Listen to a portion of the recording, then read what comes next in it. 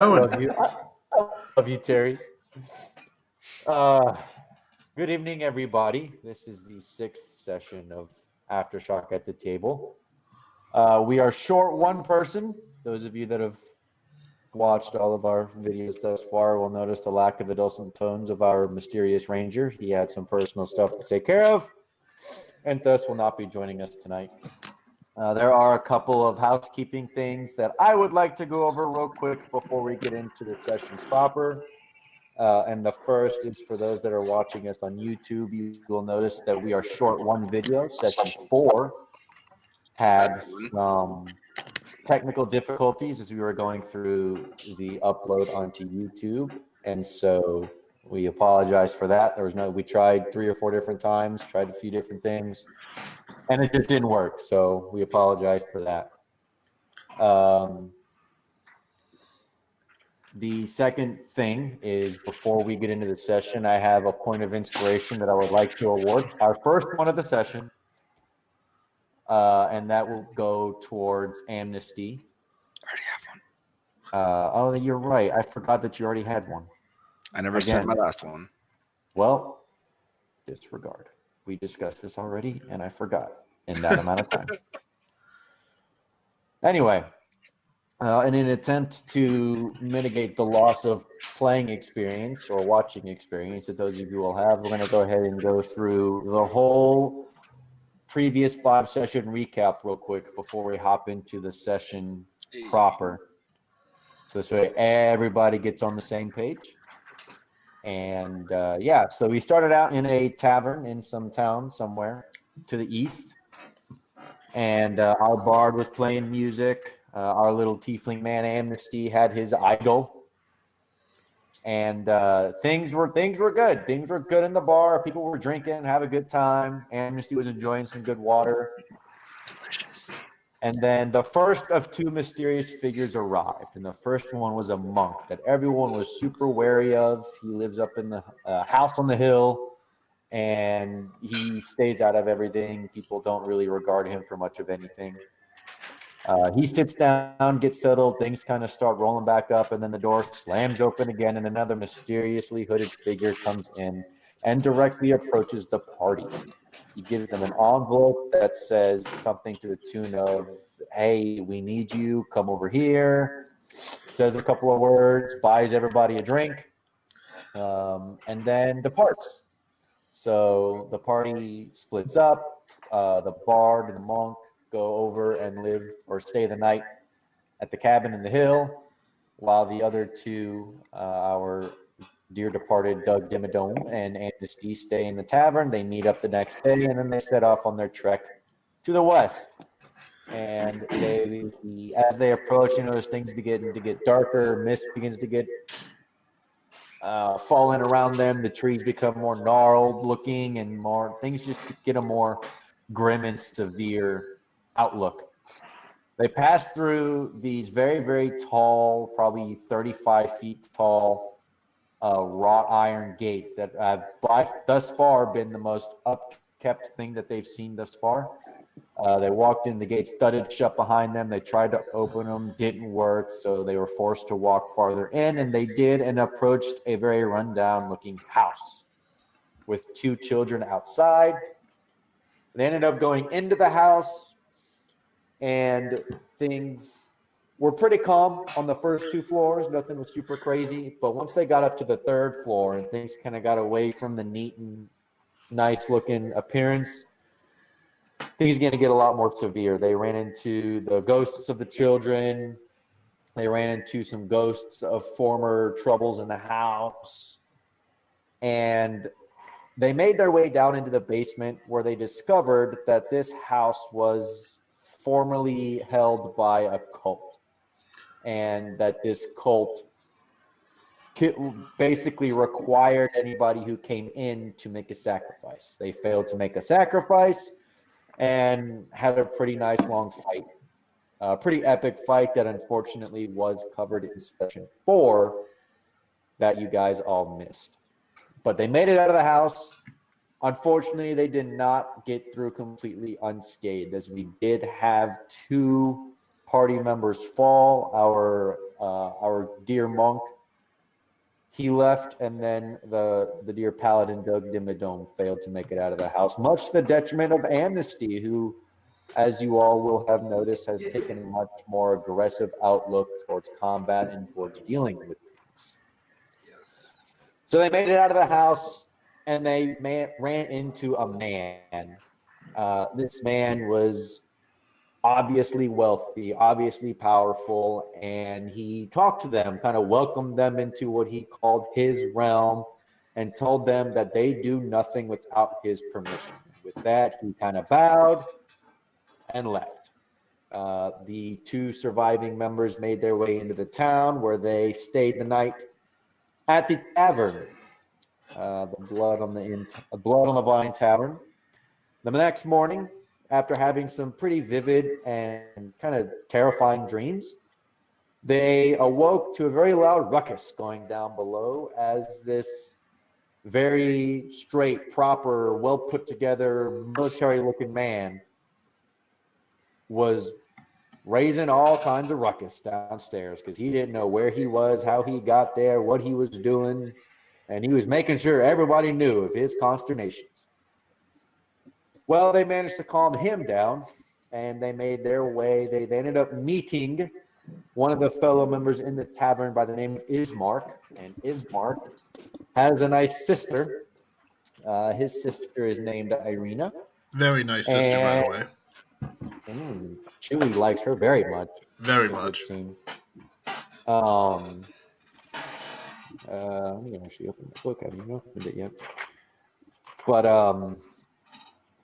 so they learned a couple of plot points here that some wolves were attacking, and they've been kind of holed up in their house for a long time. Irina is super paranoid.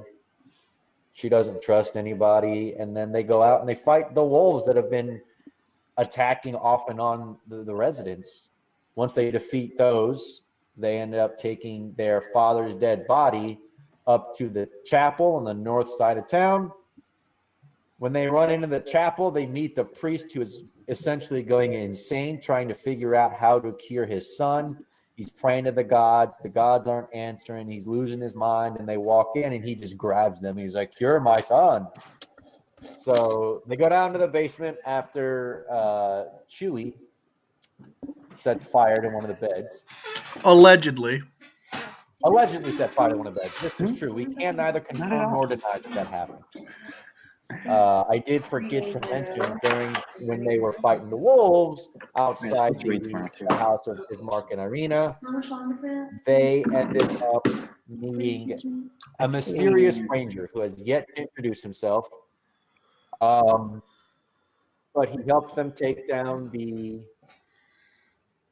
wolves, and is actually now with them in the chapel. So we are now here. They have temporarily subdued the priest's son. He was kind of running around all rabid-like. They subdued him with a few drops of blood from the priest, and that is where we have left off. With that being said, one last thing that I will attend to is to Jaysun. Agree. Jaysun. Sorry. So, as you are still slumbering, for you fell asleep in the mansion where we met Ismark and Irina. I hope they don't do weird things to me. They're not doing weird things to you. However, your dreams are interesting. Extremely vivid. Yes, very. You guys will notice that as you dream, they are shockingly vivid. But yours are kind of strange this particular evening. You dream that you are standing in an ornate room. It's kind of like a drawing room of a sort. And you're having an argument with this other individual. He is of average height, 5'8", 5'9", what have you. Dark hair, kind of fair skin. And you're having it would appear to be an argument with him. And then he storms off, and you walk out the glass door that you see, and it's off onto a balcony. And standing On the other side of the balcony is a woman who is strikingly familiar to you. She turns and looks at you, and the last thing that you remember in this dream is a look of disgust, almost bordering on contempt. Well, Yeah. let me tell you something. I feel contempt for that person. Well, that was your dream. We are now back here in the basement of the chapel. So let's go ahead and kick off from there. You guys have just subdued this rabid young man. He's still very gaunt looking. He's kind of sitting on the floor now with his face in his hands, like breathing really heavy. He's still kind of whipping his head back and forth, looking really flighty, I guess would be the way to put it. I put my wooden stake away that I had out last time. Okay.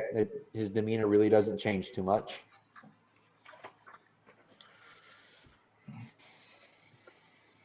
Oh, are we getting into it now? Yes. Yeah, we're into it now. Let's go. I didn't know if the recap was over yet. Nope, recap is done. Let's make it happen.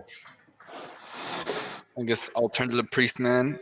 Is that enough for your son for now? I don't know. He's been doing. He's just steadily gotten worse. This is the best he's been in the last 3 days. You guys you've done something for him. I guess it will. It likely isn't permanent because is there no way you can cure him of this affliction, this curse that's upon him?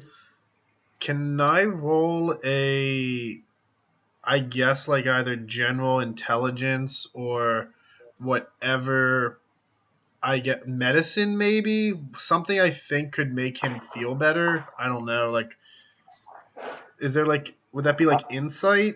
Investigation? So what are you trying to figure out like what's wrong with him? I know, I'm trying to Or are you figure out trying to like, figure out how to make him better? yeah, I'm trying to see if there's anything I can think of on how to make him better other than just give him blood.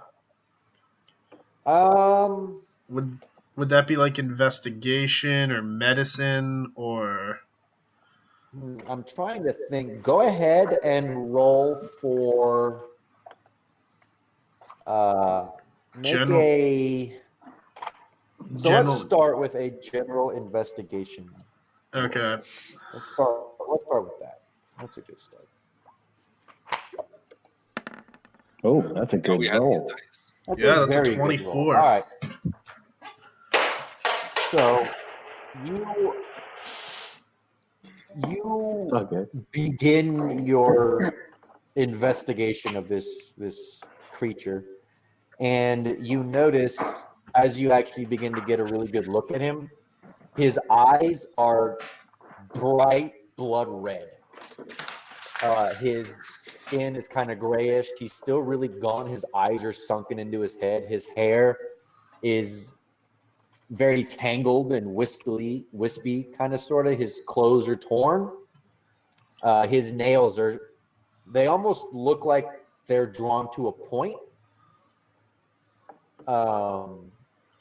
And with that, he looks like a vampire would look, but he doesn't look like a fully fledged vampire.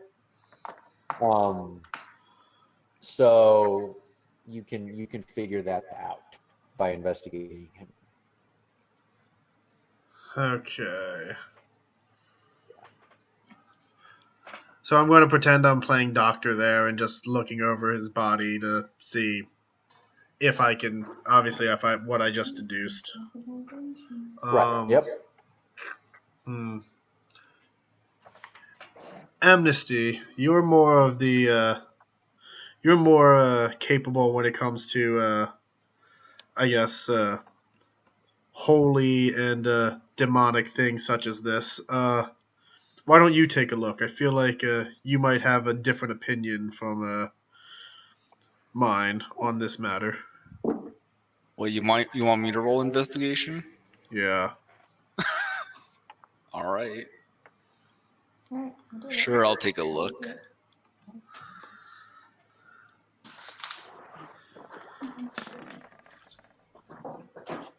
Do I see anything different? Wow. Hold on, let me get some music playing real quick. These are some good starting rolls. These are definitely might just be a good night for you guys in terms of. No, we're of wasting our rolls. good rolls right now. We're gonna get really bad rolls when it matters. Don't jinx yourselves like that, man. So you, having spent some of your time in a temple, learning, I guess, myths and creatures of lore and legend, you know that vampires spawn are made by a vampire, and it's essentially like they are cursed with vampirism. They're not like a full thrall or anything like that, but they are cursed to take this form, I suppose. And unless somebody were to remove it, it would be there's no dealing with it other than killing him like you would a normal vampire. Well, it looks like he's cursed. And unless we find someone or something that can decurse him, he's gonna stay this way. I say it to the priest. Yeah. When you say it out loud because of where you're at, the priest behind you goes, "Ah!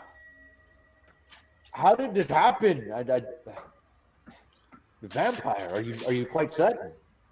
Quite. Definitely. Yeah. Make sure I remember what these guys. I suppose that does make sense. He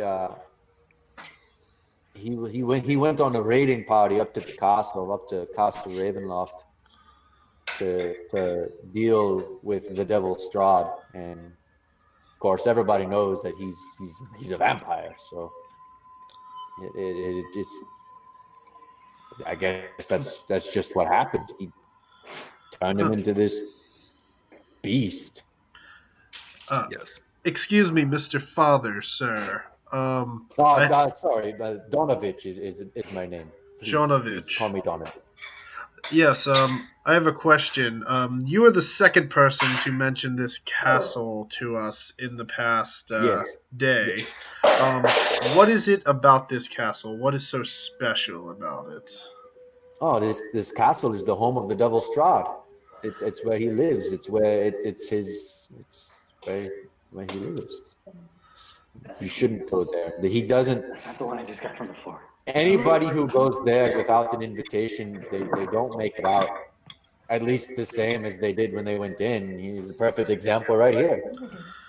Do you think going there would be able to find a cure for your boy? No. You'd be hard pressed to make it out alive, let alone find anything that he would be willing to undo. He's a cruel man, a cruel creature. He's not even worth being considered a man. He's just a creature. Understood. Thank you. Hey, Dylan. Yep. Yes. Oh, never mind. Okay. Sorry. All right. Well, until we find a way to remove his curse, I'd say to periodically feed him blood to hold him off for now. I can do that. I can make something work. But no, less of that. You need a service of me. Yes. I've been so forgetful. Come, you've helped me tame him at least. Let's go deal with this. Then he makes his way over back up to here. And he closes. He looks at the trap door that you guys are kind of wrenched out. He says, I'll have to find another way to hold him in. And so he puts kind of the trap door back in some way, and then just kind of makes it look like it's locked. And he walks out, and he stops, like right here. And he goes, "Something's burning!" And Ismark is like, "Yeah, it's this room. One of these guys set the flipping bed on fire." It must be what? It must be that ranger that's downstairs. Oh. He doesn't say he's up here, but he doesn't say anything. We don't know him, by the way. Donovan at this point is freaking out. He's like, we need to deal with this. Somebody get some water. And I think there's no well around here somewhere. Well, there will be. I'll make one up. So he goes out, and he goes out for he's gone for about 5 minutes or so. Meanwhile, the fire is definitely starting to rage, and it's getting pretty obnoxious. And he runs in with a bucket of water. And he's like, "Oh, this isn't gonna work." And you can just see he's just starting to freak out. And he's looking to you guys for help. He's like, "Help me put the fire out! I don't know what to do." Hold on, can I do this?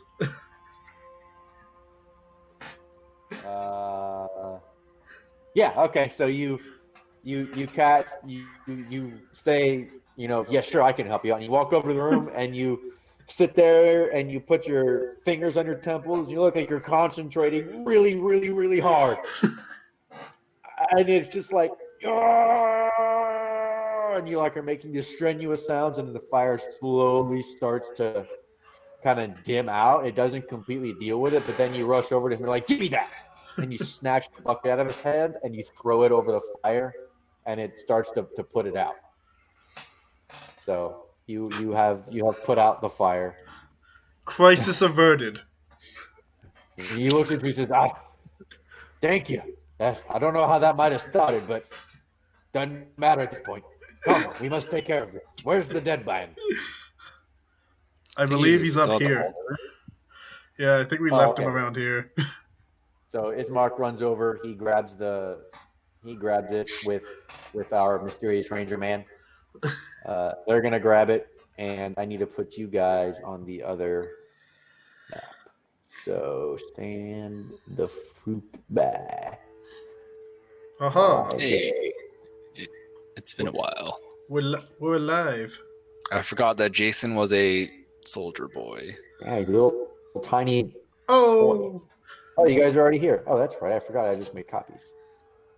All right, so we're gonna zoom in, and We're also pretty big. You guys are. So let's reduce those by a little bit. Oh, yeah. Select. Because I can always zoom in on my screen, so.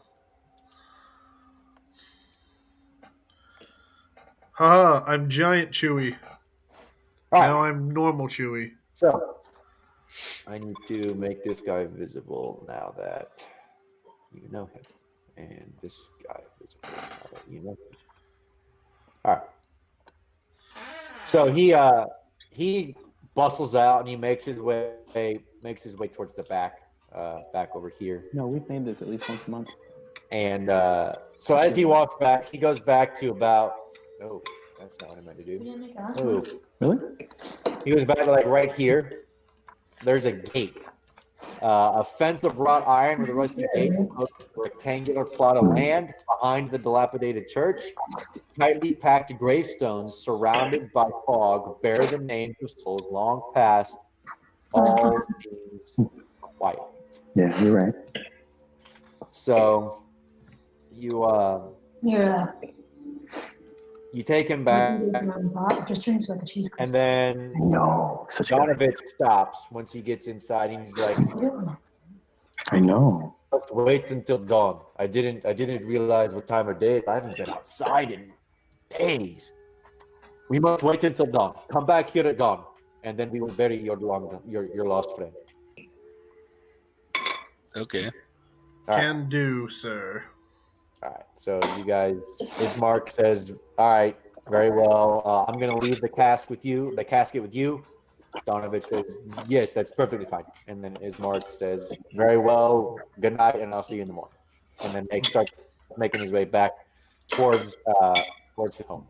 Wait, before Amnesty goes too far away, I'm going to turn to Amnesty and be like, "Hey, so you wandered the town briefly. Did you find any good shopping locations?" I found a shopping location. I can't say it was good. I'm going to ask the priest, actually.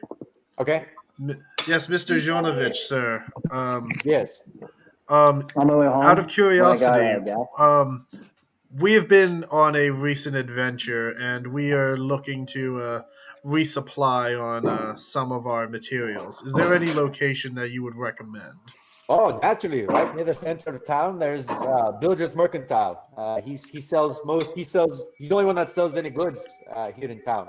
You'll be able to deal with him. Thank you so much, Father.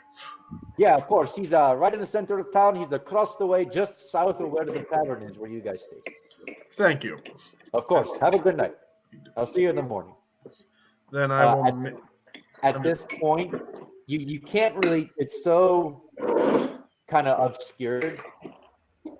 He's walking with you guys. It's so obscured you can't really get a good sense of what time of day it is, but you can tell that the sun is going down. As you walk by, there is still no bustling in the crowd. Like this town is empty.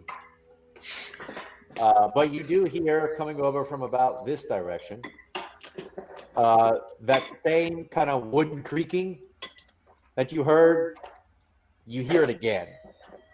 And when you stop and look down, you see this old lady pushing this little cart. And she stops at at one of the houses. So she stops at this one right here. That one right there. And she knocks on the door. Thunk, thunk, thunk. And this woman opens the door and immediately tries to slam it in her face. But the crone puts out a hand and somehow manages to hold the door open. And you can't really hear the words that are being said, but there's definitely an argument going on. And then you kind of see underneath the woman's arm a little boy pop his head out. And the woman in the house tries to shove him away, but just as quickly, the old lady reaches underneath her arm and snags the boy and like kind of holds him by the scruff of his neck. And then the woman, cries and does all that stuff. And the old crone reaches into her cart and pulls out a couple of wrapped things. They almost kind of look like pies. And she hands them to the woman and then turns away and begins strapping the boy to the cart, who's thrashing and protesting and yelling. Puts the boy to the cart and then starts to meander down the way. I'm going to tell Amnesty to look, and then I'm going to be like, should we do something about this? I'm going to notice the thrashing boy and follow her. Okay. He's making her way out into the wilderness now. If we're able to catch up, then I would like to do it before she gets too far out. But okay, if she you guys catch up. Okay. Because I was say if she gets too far out, I'm just going to stop and turn back. Yeah. So she kind of hears you coming behind, and she looks over her shoulder, and her eyes are very guarded. And she looks at you and she goes, "Yes, what do you want? I'm a busy woman. I have things to do." What's with the boy? He is a gift from the houses, from the town. He is a gift, a price they pay. For what? For the pies. Would you like to look at my pies? They're very good. Does it cost one child per pie, or? It's complicated. I'd like to look at the pies. Okay. Oh, good. Another customer. She pulls out the pie and hands it to you. Is it just a regular pie? Can I roll investigation to see what kind of pie it is? Sure.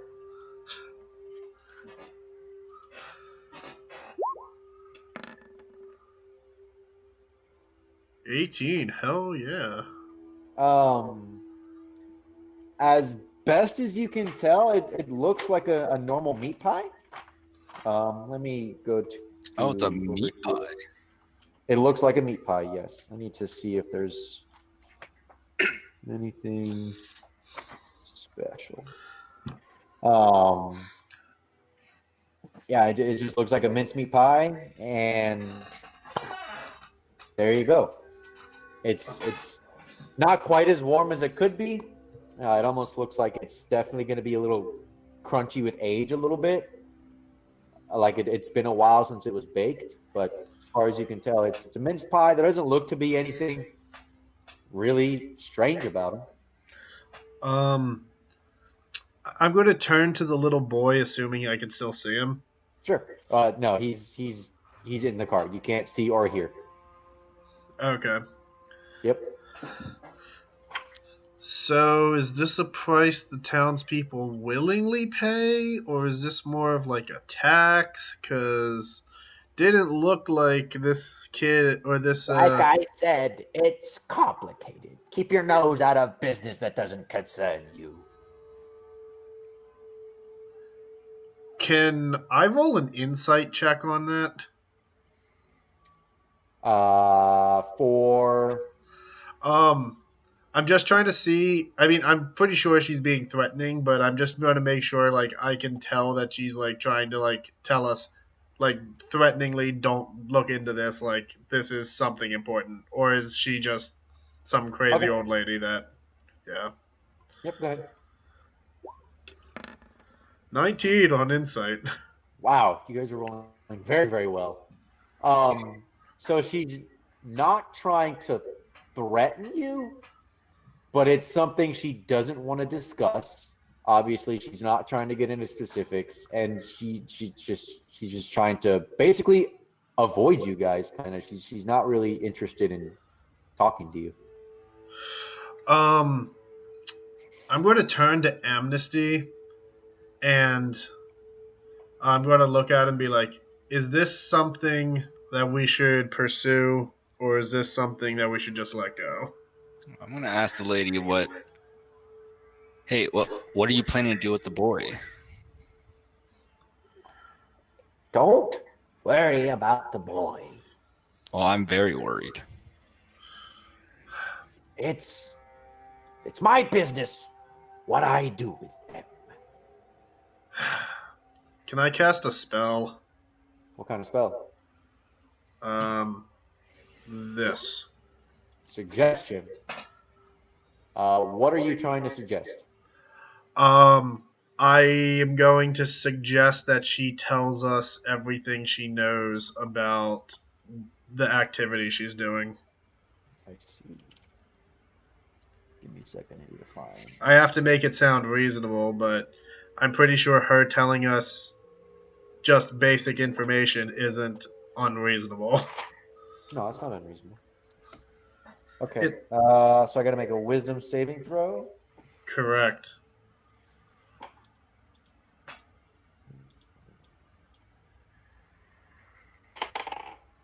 That will 100% pass. I'm assuming it's a 20 or a 19. It is a natural 20. Oh, yes. No. I've used this spell twice now, and it has not worked either time. Just unlucky. Yeah. What's your DC? 13, so it's kind of low anyway. Okay. It's average, but yeah, it's just unlucky. Yeah. All right. Well, I guess we'll let her go for now. I'm gonna watch where she goes or Okay. where she's headed. I'll slowly back she up towards moves the to town. she moves to take the pie back from you. She says, You haven't paid for this. so if this you wanted, give me a gold piece for it. Yeah, I'll give her a gold piece. Okay, so you give her a gold piece. She puts it away. She says, "Much obliged, young man." I'd also like to ask her. Takes an extra second to kind of look you over and says, I'd like to ask her. Enjoy. Why is my price a gold piece, but the townspeople give you their children? Don't worry about it, young man. It's complicated. and she turns around and starts to push her cart off down the road. And she Alright. goes to the. Let me take a second. I believe. Let me give you an actual direction. I believe just straight to the west. Is Okay. that towards where the castle is? Yeah. The castle is. Hold on. Let me just. Because I remember the castle is like somewhere very far up this way, right? Yeah. I thought the castle was to the north, and I don't know where the lady So to the west the is going. castle is over over a large hill to the northwest. You guys can kind of see the silhouette of it. She's moving down. So once she clears the back end right here of the cemetery, she begins to move this way, and then back this way. So it's like she's trying to take the long way around. She doesn't have to deal with you guys, and then she's going south like she means to make the road. Well, I'm not following her that far anyway. Interesting. Okay. All right, we're just. So I'm- opposite. I'm heading to the shop if it's still open. Yep, it's still open. I'm going to go inside and see if I can look at the wares of whatever this shopkeep has. Sure. So you walk in and you see. Let me read you the block because it's been a little while since you guys have gone there. So the sparse light from this building spills out from behind drawn heavy curtains. A sign over the door creaking on its hinges reads Bill Drafts Mercantile. So this is a rundown place. And when you walk in and you see there's stuff on the walls, there's stuff in cabinets and on containers and stuff like that. It's very, very, very dusty. It almost looks like this stuff hasn't been, cleaned very well and super taken care of. And then behind the counter, you notice a thin man with a pale face. He's bald, and he looks at you from behind the counter and he says, "What do you want? I was closing the store." Mr. Shopkeep, sir. I've come into town recently, and I'm trying to see if Spare me your introductions and tell me what you want. I don't have the time to get to know every bloody person in the world. Well, excuse me, princess. I was looking for some studded armor if you had any. Some studded leather armor. Studded leather armor? I don't carry armor. I'm a mercantile. Go to the bladesmith if you want armor. Well, do you have potions then? Give me your strongest potion. He grumbles and walks to the back, and then comes out with some potions. And he kind of slams them down, and the contents not jiggle. What's the word I'm looking for? Swish in their containers. They kind of jump around. He's like, "Yeah, I got some potions I can give you. They don't. Yeah, 200 gold a potion." 200 gold a potion? I don't even have to. That's right. Well, maybe you're up for a trade or so. There will be no negotiations. You will give me 200 gold for these potions, and if you can't pay the coin, then get out. I have these 2 gold rings. He takes them, looks them over. Worthless. He chucks them back at you. What about this topaz platinum necklace? Do you have the gold or not? I'm going to just pout my head and just no, princess, I don't. And then I'm just going to leave. And then I'm going to be so upset with myself. I'm just going to go into the tavern, and I'm going to go to bed. Well, while that was happening, Uh-huh. I'm gonna have headed back to. I forgot this guy's name. Bismarck? Bismarck. I'm gonna head back to his place. Uh-huh. And then I'm gonna pull out the meat pie and look at him and ask Uh-huh. him, "Do you know anything about this?" He takes it, looks at it, and he's like, "No, I've never seen any of these before in my life. What did you get it? Just a old woman going around selling these in town. Well, I'll tell you this: you're gonna find some weird sorts all around in the land, but if I wouldn't trust it if I were you. You can't trust anybody. Whoa, what's up, Jaysun? Oh, he's still asleep, man. He's taking a long rest. No, I could see his camera for a second. Sorry. All right, well, I just wanted to see if Bismarck knew anything. I'm gonna head back to the inn and also go to sleep till the morning. Okay. As you pass by this house right here, you hear sobbing from inside. Oh, can I look inside? Sure. Let me read you the text block for that. A moaning sob floats through the still gray streets, coloring your thoughts with sadness. The sound flow from a dark two-story townhouse. The windows are heavily boarded up. The door looks like it's probably heavily fortified from the back end. So you can't really look into the house.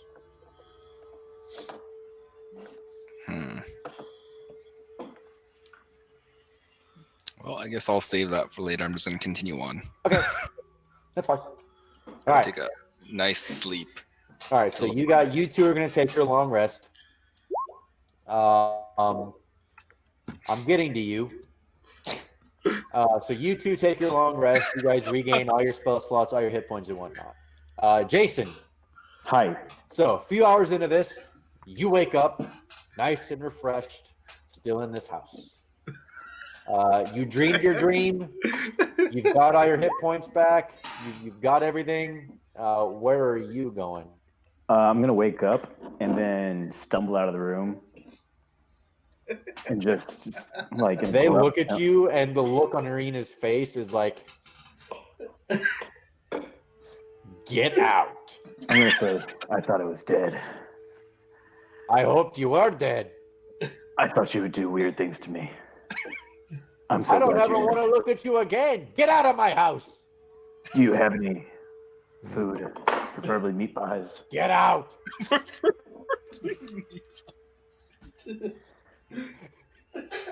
Can you give me... Do you know where Get my friends went? out. I'm going to step outside the doorway. Can you tell me where my friends went? She slams the door in your face and starts bolting it back up. You're assuming a lot that we're friends. Well, I've interacted with literally nobody else. You slapped me. It did Well, you are now stranded in the street. Okay. So I'm going to walk out and just take this right. Okay, you take that right, and you just Gonna wander around, and I'm gonna Good look old into time. this. I'm gonna knock on this door right here. absolutely nothing. There's no response. It almost sounds like it echoes throughout the house. Can I open the door? You may open the door. Give me a very quick moment, though. This is hilarious. Give me a quick. Sorry, I didn't anticipate that you guys would knock on random doors. Also, just throwing it out there, the stream Oh. condition is going great right now. Okay, so you open the door.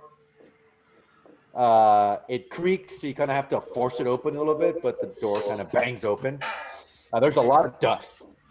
How much dust?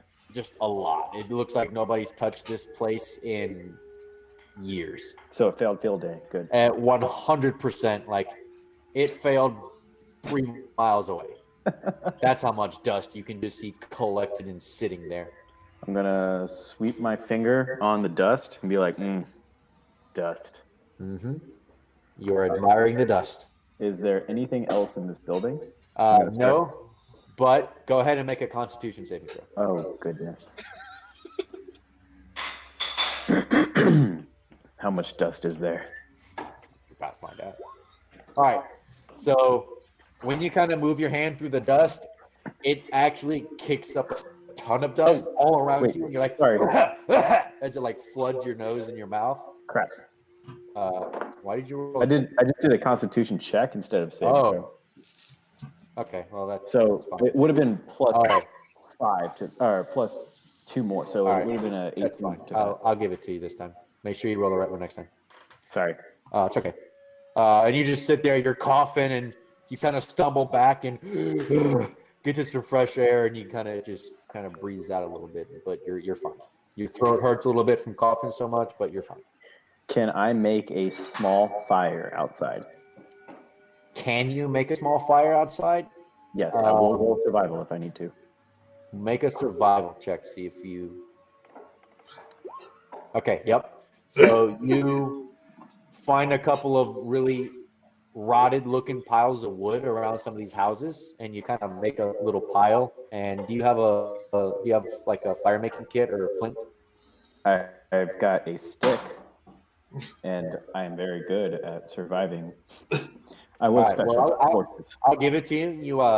You take like a little dagger and a knife or whatever, and you just like make sparks. Somehow you manage to make it work, and you have a fire with really weak, old, rotted wood.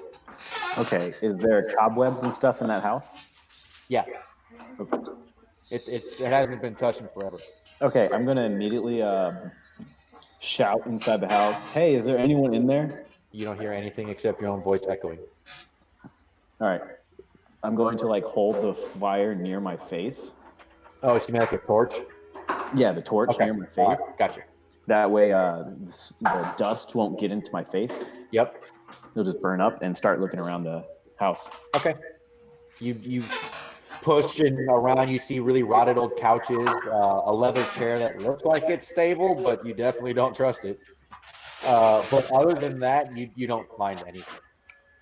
Okay, so there's nothing at all in this house. There's no like stairs or anything.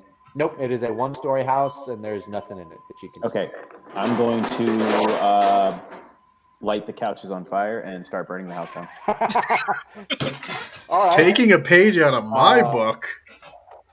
So you touch the torch, and it catches fire immediately and spreads very, very fast. I'm going to toss the torch in there and book it. All right, I need you to make an acrobatics check to make sure you survive the fire. Oh man, this took a turn that I did not expect. Oh, yeah. Should have thrown it in from the doorway. Yeah, I know, right? All right. Wow.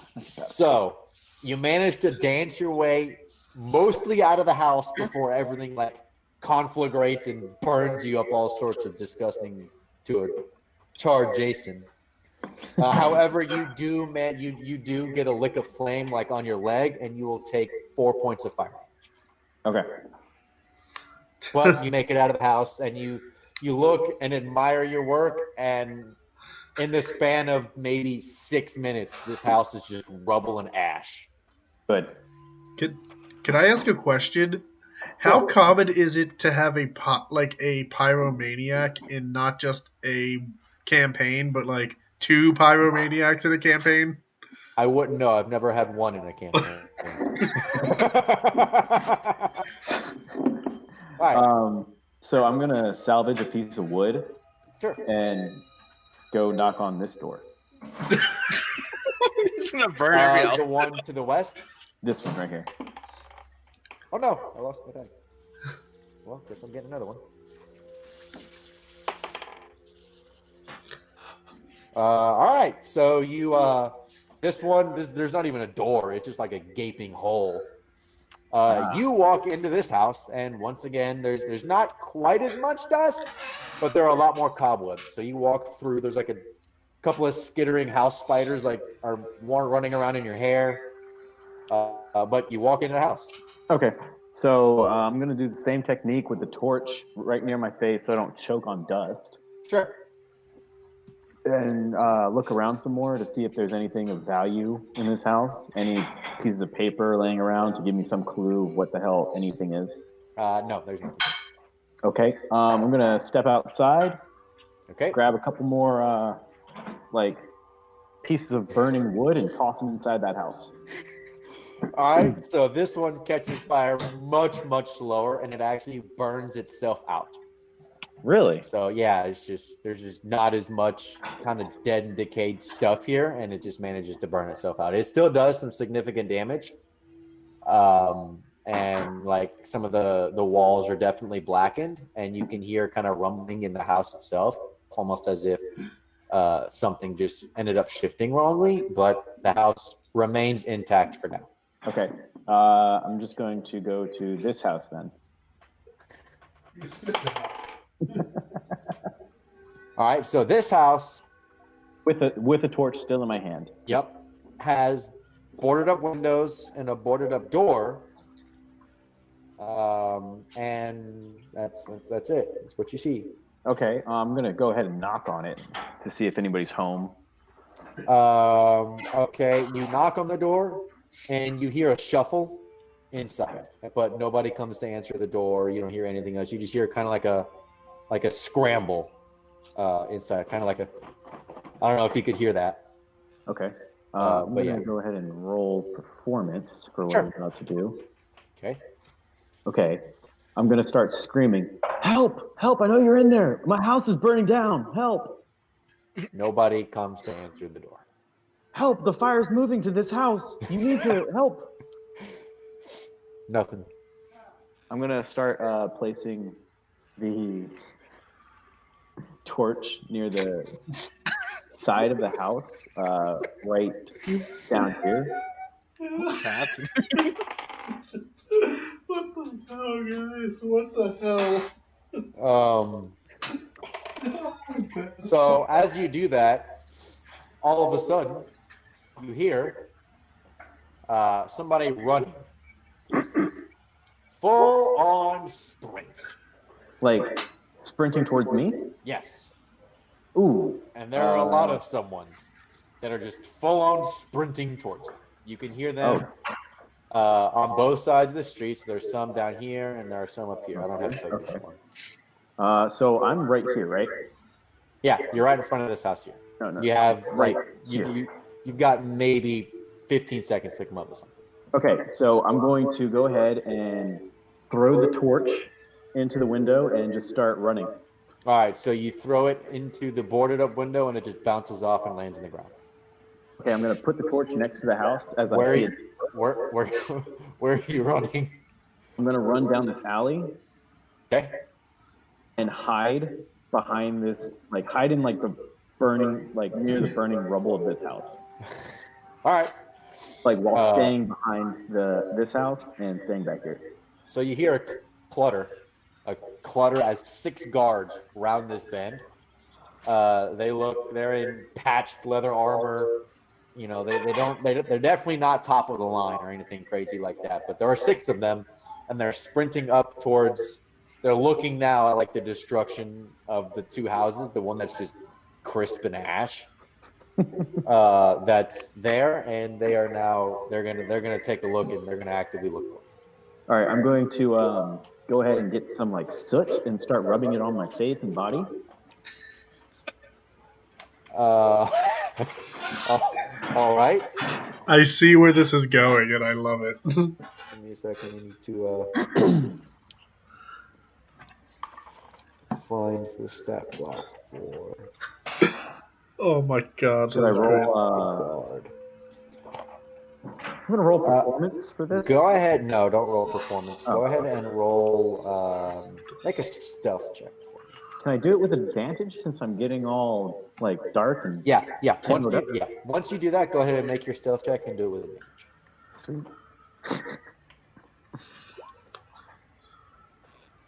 Damn. Oh, they're both pretty good. 22. Okay. So, you cover yourself in black and you lay kind of in the rubble of this house. You lay perfectly still, like it almost looks like you're not even breathing.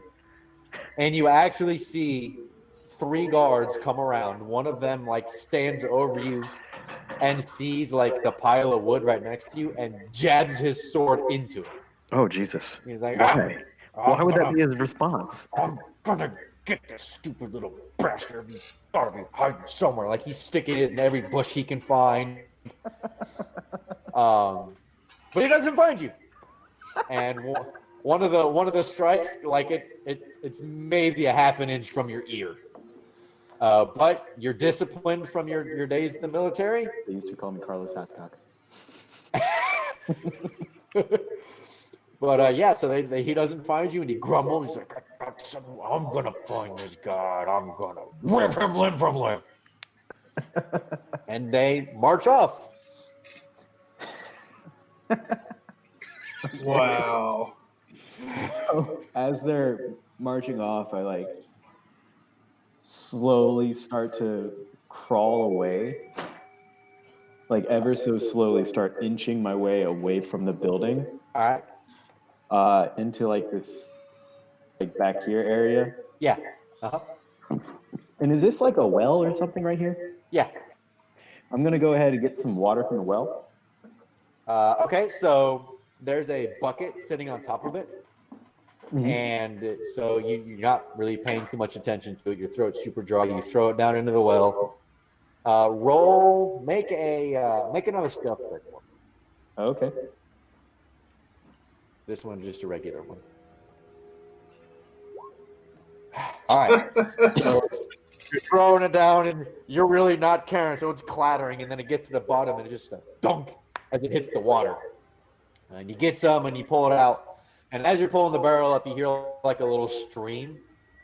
So you're, and as you pull it and hang it up, you see there's a hole in the bottom of the bucket. Aw. There's still a little bit of water left in there. I'm gonna clean my hands. Okay, so you clean your hands. And that's all I wanted to do. All right, so there you now hear the clatter come in. There's from this direction right here. I'm going to immediately ash over here. Okay. So go ahead and hold on. Let me make a roll for these guys real quick. I need to see. Oh no, I can just put it right here. Okay. All right, so they run back. They run over to the well, and they're like, "I'm no arms. Something over here." And they're looking at the ground. They don't see any footprints or anything like that. They don't see a trail. They just see the bucket, and they're just visibly frustrated right now. Like they know there is someone around here, and you can just see them like fuming at the mouth basically to try and find you, and they're so frustrated that they can't. good. As they should be. Okay, go ahead. I am going to. Shit. I'm going to just start walking this way, back to that bar that I was at. You're just gonna start strolling that way? No, I'm gonna like casually walk, but like be on the lookout the entire time, like keep my senses up. All right, roll. Make a survival check. Okay. Okay, so you kind of walk. You avoid obviously loud spots, like you don't step on a pile of leaves or anything crazy like that, and you're acting very naturally, but you're keeping your head kind of swinging around, keeping your head on a swivel, checking everything out, and then so as you pass by this house right here, you still hear that sobbing. Okay. There's a sobbing from this area. Yep, Okay. That's it's coming from this house right here. Oh, that's normal. Yep, and so, but yeah, you make it all the way up to the tavern. Oh, sweet. So I know the one safe place in this place is this tavern, so I walk in. All right. And I go up to the barkeep. Yep. Hey, So you walk in and he's cleaning a glass. He looks up at you and he's like, "What the hell happened to you? You're all covered in dust and dirt. my house caught fire. Your house caught fire." Yes. How did your house catch fire? There was a fire. How? Like, do you not know how to handle a flame? No, I don't know where the fire came from. I He believe looks the at house, you. the abandoned house next to mine, caught fire, and then it jumped to my house. Kids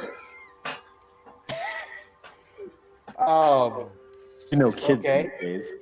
Roll deception. We should all blame the ranger for this. Just saying.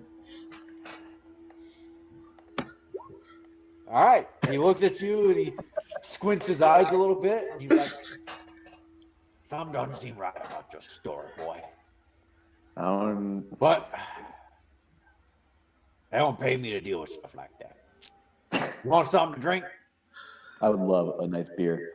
By the way, have you seen a young tiefling and a bard that looks like he has been slapped recently? He's wearing an eye patch, by the way. Yeah, they're sleeping upstairs down the left-hand side of the hallway. One on the left, one on the right. Do you know which one's which? Because I don't want to talk to the bard again. Yeah, the last one, I don't know which one has which room, but one of them's on the left-hand side, one of them's on the right-hand side. Okay. So how much for a drink? Oh, that'll be 5 gold for the beer. 5 gold for a beer? 5 gold. Well, we don't. Look, let me tell you a little secret here. I know you ain't too familiar with these spots. We don't much drink beer and ale, but you'll get your money's worth from the wine. So should I drink a wine? Yeah, that's definitely what he's hinting at. You should most definitely have some wine. I think I'll stick with the beer. Suit yourself, friend. Actually, I'm gonna roll insight for this because Okay. Yeah. I can't tell if he's just like trying to poison me. Oh, that's pretty good. He's telling the truth. So the wine is good to go. The wine, he is truthfully recommending that you drink the wine. All right, I'm gonna drink. Can I taste the wine before I buy a whole glass? Yeah, sure. Give me just a moment. So he goes behind and Sweet. pours a little tiny bit. Comes out. Hold on. Okay. Shit, I didn't see it. I was just trying to check to see if he was doing something to it. Oh, okay. You don't notice if he's doing anything. He brings it on and says, here you go. This is the purple grape mash number 3. Purple grape mash number 3. Purple grape mash number 3. Go ahead, have a taste. Tell me what you think. All right, I'm gonna go ahead and taste it. So you're gonna swig it. It's not the best wine you've ever had, but it's not bad. All in all, it rates about a 6 out of 10. He says, can I get you a whole glass for it? Yeah, sure. All right. Go ahead and give me 3 gold pieces there on the counter, and I'll have it for you when I get back. Okay. Good. Gives you 3. Gives you a goblet of wine. It's kind of dirty, dusty a little bit. Has like a little sliver of tomato sitting in there. I'm just eyeing this wine like, what the hell? I hate you. I eat the tomato. Oh, do you? Well, it's like the eating the worm. This is a specific reference. Hate you. So I'm gonna. All right, so you fish out the little piece of tomato that's stuck to the glass. It stubbornly isn't coming off. Good thing But- I wash my hands. You scrape it off and fling half the wine on the floor when you do it, and then nibble the little tiny piece of tomato while half your goblet of wine is now on the floor. And then I drink the rest of the wine. All right. The barkeeper's looking at you like, what the hell? Like he's looking at you really confused. Like he's almost looks like he's about to start backing away from you. I asked the barkeep, was I not supposed to eat the tomato? You're supposed to drink the wine, dummy. Wait, was the tomato not part of the wine? No. Oh, this was a dirty cup. So you're trying to give me foul, inappropriate things to eat? I didn't realize the cup was dirty when I grabbed it. I'll get you a new glass for your charge. Thank you. goes behind the counter, fills up another goblet and hands it to you. I'm going to go ahead and look over the goblet with him. Go ahead and roll perception. Oh, there's going to be a real worm in there. Oh, that's not even better. You really can't tell if there's anything wrong with the wine. It doesn't look like there's anything in there. I'm going to say, cheers, sir, and drink the rest of the wine. All right. Just slam it back and throw it on the counter. I throw both goblets of wine on the counter. All right. So you said upstairs to the right and to the left? Upstairs, take the left-hand hallway. One of them's the last door on the left. One of them's the last door on the right. Okay, I'm going to go upstairs and I'm going to peek into the left room. All right, so you take a look, and you see a very familiar man standing there, sleeping. He's sleeping. Sleeps. It's you definitely don't remember too terribly much what these guys look like. Does he look like a tiefling? But he doesn't look like a little demon child. You said he does not? Does not, no. Oh. He looks like the other one. Okay, I'm going to scream as loud as possible and then immediately slam the door. All right. Chewy, Hold on, I'm going to roll performance. Okay. Wait, what do I roll to see if I stay asleep? Nothing. You are jolted awake. Damn, I was hoping Now, I could roll like if you want to Constitution. pretend to stay asleep, you also can roll performance, and it'll be a contest against his. You know what? I'll roll performance to pretend to stay asleep. Okay. Nope. Still a good roll, Okay. but So you're just happily sleeping, and you just hear a blood curdling, and you are jolted awake, and you see this dude who is yelling ruckus in the tavern yesterday No, I morning. was going to scream and then immediately like close the door like nothing happened. Oh, like ha! And then close Yeah. the door. And close okay. the door like just to scare him awake. Can I so you throw hear my- it, and then you hear the door slam shut. can I throw my dagger at the door? Go ahead and roll acrobatics to make sure you know how to aim while you're super asleep, and then roll at a disadvantage because you're still kind of bleary. Gotcha. Hold on 1 second. Disadvantage, you said? Yeah. So that's a 9. All right, so you throw it at the door, and it clunks on the handle, and it kind of rattles on the floor. I'm going to go pick it up, and then I'm going to sleep with my dagger next to me. All right. Well, I'm also going to ready an action, like I'm going to be in like a half sleep, that if for some reason that door opens again, I'm throwing it immediately.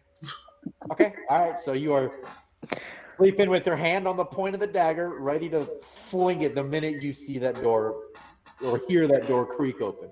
Okay, so I'm going to go ahead and try to sneak into the other room since I know that like it's the one with the tiefling. All right. Make a stealth check. Ooh. All right. So the door's locked. This one, the tiefling is a little bit more paranoid, but you kind of managed to jiggle the door a little bit. Oh, if you want, I guess I could do like a roll because I have thieves. Okay. All right. Go ahead and make a dexterity check on the thieves tools. All right. So you jiggle the lock a little bit, and a very soft little thunk, and it opens, and you open the door noiselessly, and you just see the sleeping child on the bed. Okay, I'm gonna go ahead and like sneak over and just like, hey, don't they call you Amnesty? You are awoken at this point. I'm still covered in soot. Yep. Go on. You're like breathing dust into his face. Don't scream. Well, I'm gonna Don't wake scream. up, see Scream. a soot-covered man in my room, Please don't scream. and cast Sacred Flame, Don't scream. thinking it's someone trying to kill me. But I said don't scream.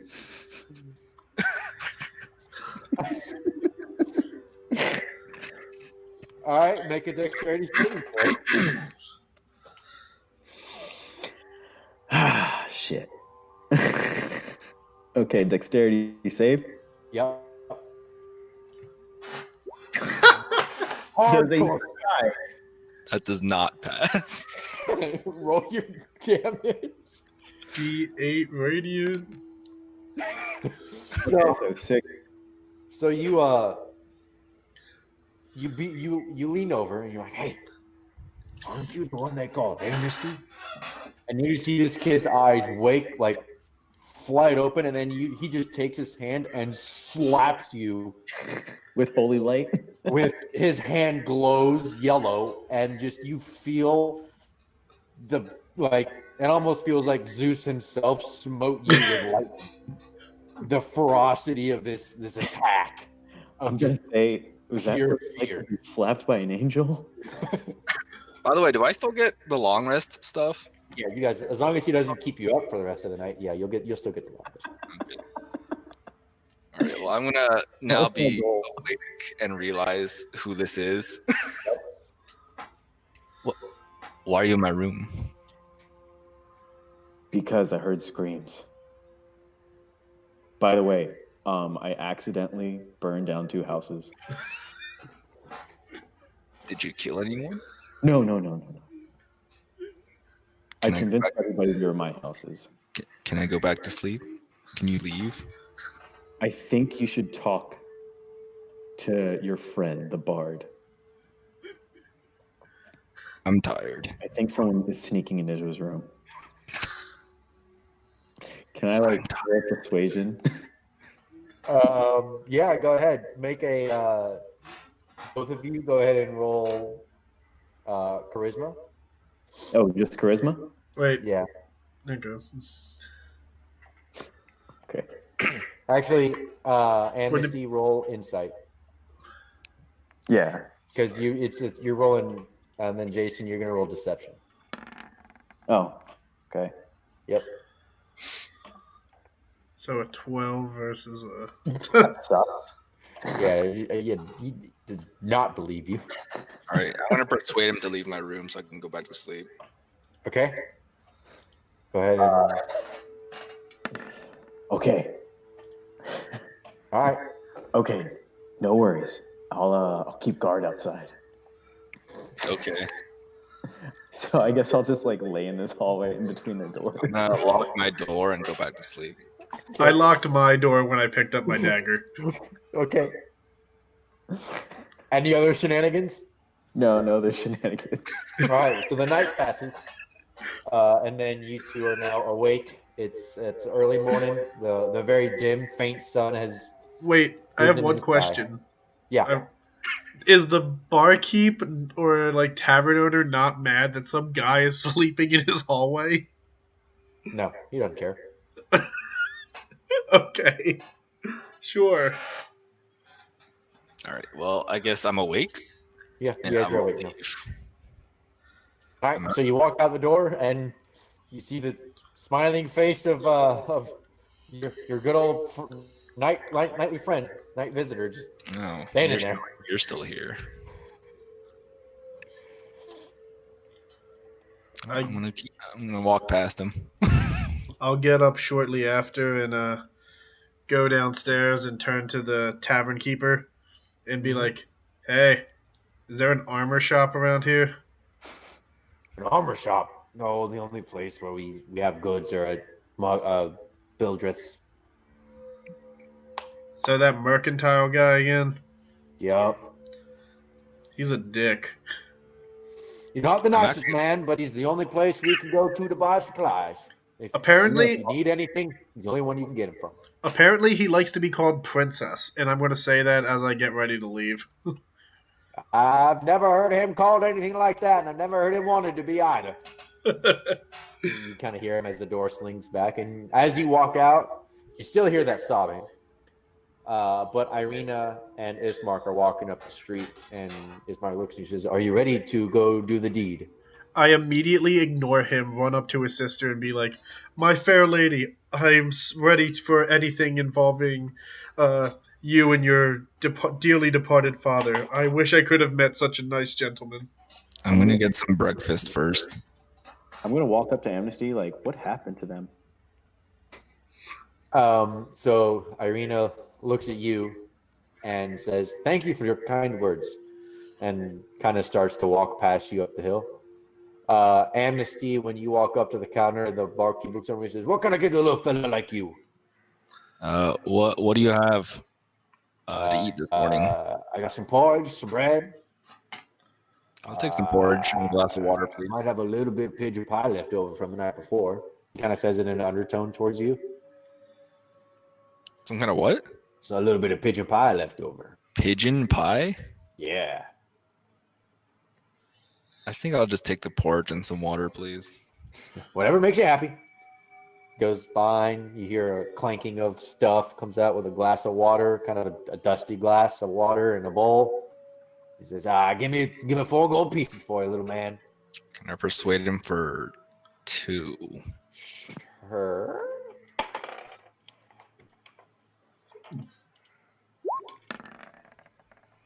Okay. Half price for a half man. Yeah, give me 2. All right, I'm gonna go sit down somewhere. Just start nibbling. Nibbling? Okay. But yeah, so these two are now walking up the hill. Ismark walks in. And he sees you two. And he says, "Come, we must bury my father." What? Your father's dead? He looks at you and just completely ignores you. And then I'm eating. It's dawn. We must make our way up to the chapel so this way the priest can bury my father. Come. Right, well, I guess I'll start swallowing my food. Okay. I'm just going to keep fawning over his sister, just, following her. Yeah. Well, they're both now up here, and you see the mysterious ranger looks as if to have pitched camp over there the night before. You're not really sure where he got a tent from, but he's got a tent. Or he survived. You're not sure how, but he lived out in the middle of the wilderness. And yeah, Donovich is standing on the front porch, kind of observing the sun. He says, "It's a nice day today." Yes, you all are here. A nice day for what? It's time. It's time to do. Come, follow me. It's time to do the deed. And he unlocks the gate, walks back, and Ismark and Irina take the coffin, and he walks over to this area over here, where there is it almost looks like a freshly dug grave. And he says, "Here is where we will place him." And so Ismark and Irina put the coffin down into the ground, and Donovich says, "Allow me to say a few last words for the man. A prayer, if you will, to escort him to the afterlife." And he kind of stands, clasps his hands in front of him, and says, "Oh, Heavenly Father, Morning Lord, I beg thee that you give this man safe passage from this life to the next. He was an honorable man, and he did great things with what life he had. Allow his name to be remembered with respect and peace, and observe his soul in your happy realm." And kind of pauses for a second, looks up and says, "There we are." And then he starts kind of moving the dirt pile. He just kind of shoves the dirt down into the ground. Ismark and Irina help him out. And he gets up, takes about 15 minutes. He gets up and he wipes the sweat from his brow and he says, "That's nothing." Then he looks over at you guys and says, "So what are your plans now? What do you plan to do?" I'm going to follow them. Excuse you? Who's them? said Which I'm them? going to follow them. Which them? Chewy and Amnesty. Oh, right. Sorry. Not quite right. It's early. Well, if you're going to be following them, might I offer you a bit of advice? And he kind of walks over and talks really low and says, "Get her as far away from the castle as you can." Did he say get her as far away from the castle as you can? Yes, he did. So He's- by her, he- I'm assuming he's referring to Irina. Yes. He says Kretsk or Valaki would be the best places for you to go. There's an abbey in Kretsk that would do her well. And Valaki is probably the safest town here in the realm. I would take her to one of those two places. How far away and in what direction? Both places are to the... I didn't even open this. Hang on. Very interesting words, Father. Both places are to the west. Kretsk is on the far opposite side. It's the westernmost town that you'll find. Valaki is not so far west. Villaki it is. Very well. I'm going to shake his Okay. hand. Oh, wait. Can I do So- one thing that, like, this is slightly for the, I guess, the funeral that we basically just had. Sure. As, like, to conclude the funeral, can I play a sad song on my violin? Sure. Make a performance check. Okay. And go ahead and roll it with it. Go ahead and roll it with advantage because everybody's in a very somber mood. I rolled my violin, actually. And it's a nat 20. Okay. Yeah. So you I'm the crying. sound. Say what? I'm crying. It Yeah, reminds so me of all the the dead sound- comrades that I've had. The very first note that you play just resonates with everybody. Like it's in your soul, and you just feel the emotion. And Ismark and Irina are just, you can see tears coming down in their face. Donovich himself is bawling. Like, he's wailing to the sky. I'm ugly crying. Yeah, This- and everyone's just, even you, Chewy, as you play, are just, you feel the music. And let's see. Yep, even you can see even the mysterious ranger who's standing over on the hill over there. You can see he is kind of hunched a little bit, and you can see a little glimmer on his face.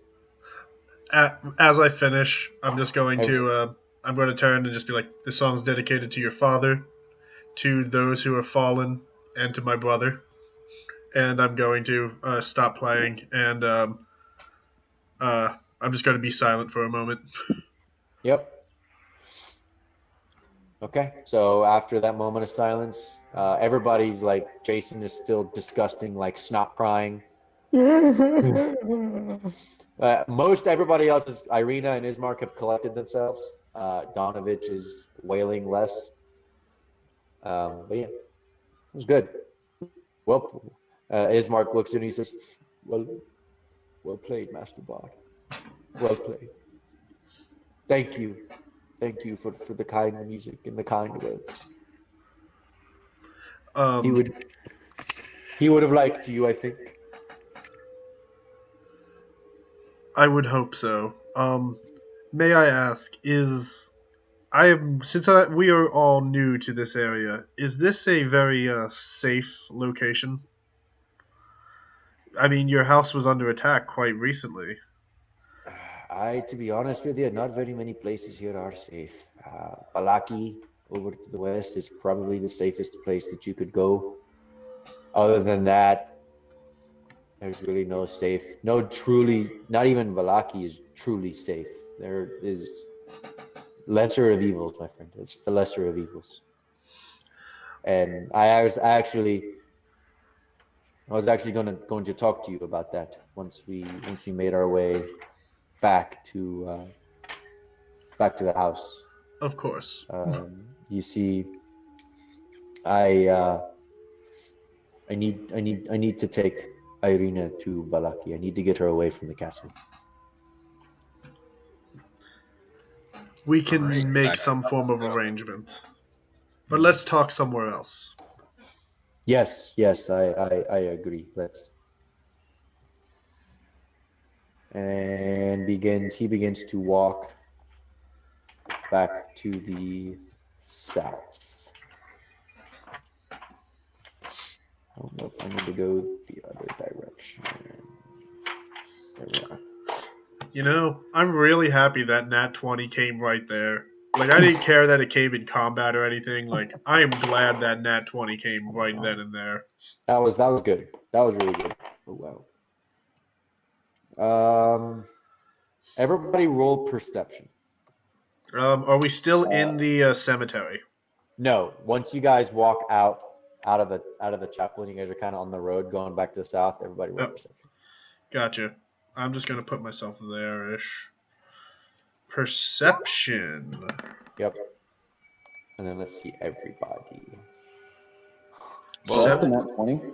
We all got some pretty solid rolls. All right, Jaysun. My whole military career has taught me I see everything. to always be on alert. Always. You're there. Oh, You're there. let's see. Someone's standing right here. Hold on, I need to go and fetch something very quickly. Can I make a quick word to the ranger as I pass him? Sure. I'm going to turn to him just real fast and be like, look, I don't know you. For all I know, you're the one that's been starting all these fires. But you look like you're a monster hunter of some kind because you were ready to go downstairs and you were ready to go against those wolves. Do you at least want to come with us because we have the bad luck of running into monsters? He looks at you and he just shrugs his shoulders. He goes, "Meh. I need to kill monsters anyway, so I might as well." I'm going to extend my hand and be like, Juan Pablo Fernando Santiago de la Cruz. He shrugs your hand away and says, "Let's just get on with it." Okay. Hold on. I'm not done with your perception just yet. I am looking for something right quick. If I don't see it, then I'll just Make it up. Yeah. I'm looking for something in specific. And then Definitely a not that. ancient golden dragon descend upon the city and Oh destroy- yeah. And you guys hear a giant cry and a griffin just appears out of nowhere. I'm not gonna lie, I wouldn't be too mad. All right, so Jaysun, with your expert ability to spot things that are outside of the baseline and outside of things that are normal, you see over in kind of this area, kind of in the trees, you see a shadow, like a figure standing there. You can't make it out too terribly well, but it's a man-like looking figure, and he's looking directly at you guys, at your group. I'm going to immediately point at him without like blinking. Yep. And then shout, "Hey! Hey! What are you doing?" Can you ping on the map in what direction you're talking? Certainly. Me? Oh, Dylan. Yeah. Yeah, right towards there. Where? Yeah, I didn't see a ping. Like over here? Oh yeah, I see it. All No, right. that was me, but I was assuming it was happening over here. Hold on, I need to look up another thing. Where's my handbook? There we are. Amadeus. Gotta look up spell. Like this, that's Randy. Yeah, this is me clicking right now. Okay. So is he over here or is he over here? I'm sorry? Is he over here or is he over here? Because I was thinking he was over here. He's over here. Where? I think your pings are invisible right now, GM. They are. Better? Yep. Okay, yeah, that's it. Yeah. Okay. Okay. Cool. Yeah, over there. Sorry. I didn't realize I was in the wrong. Nothing happens. This figure doesn't move. Do we see him?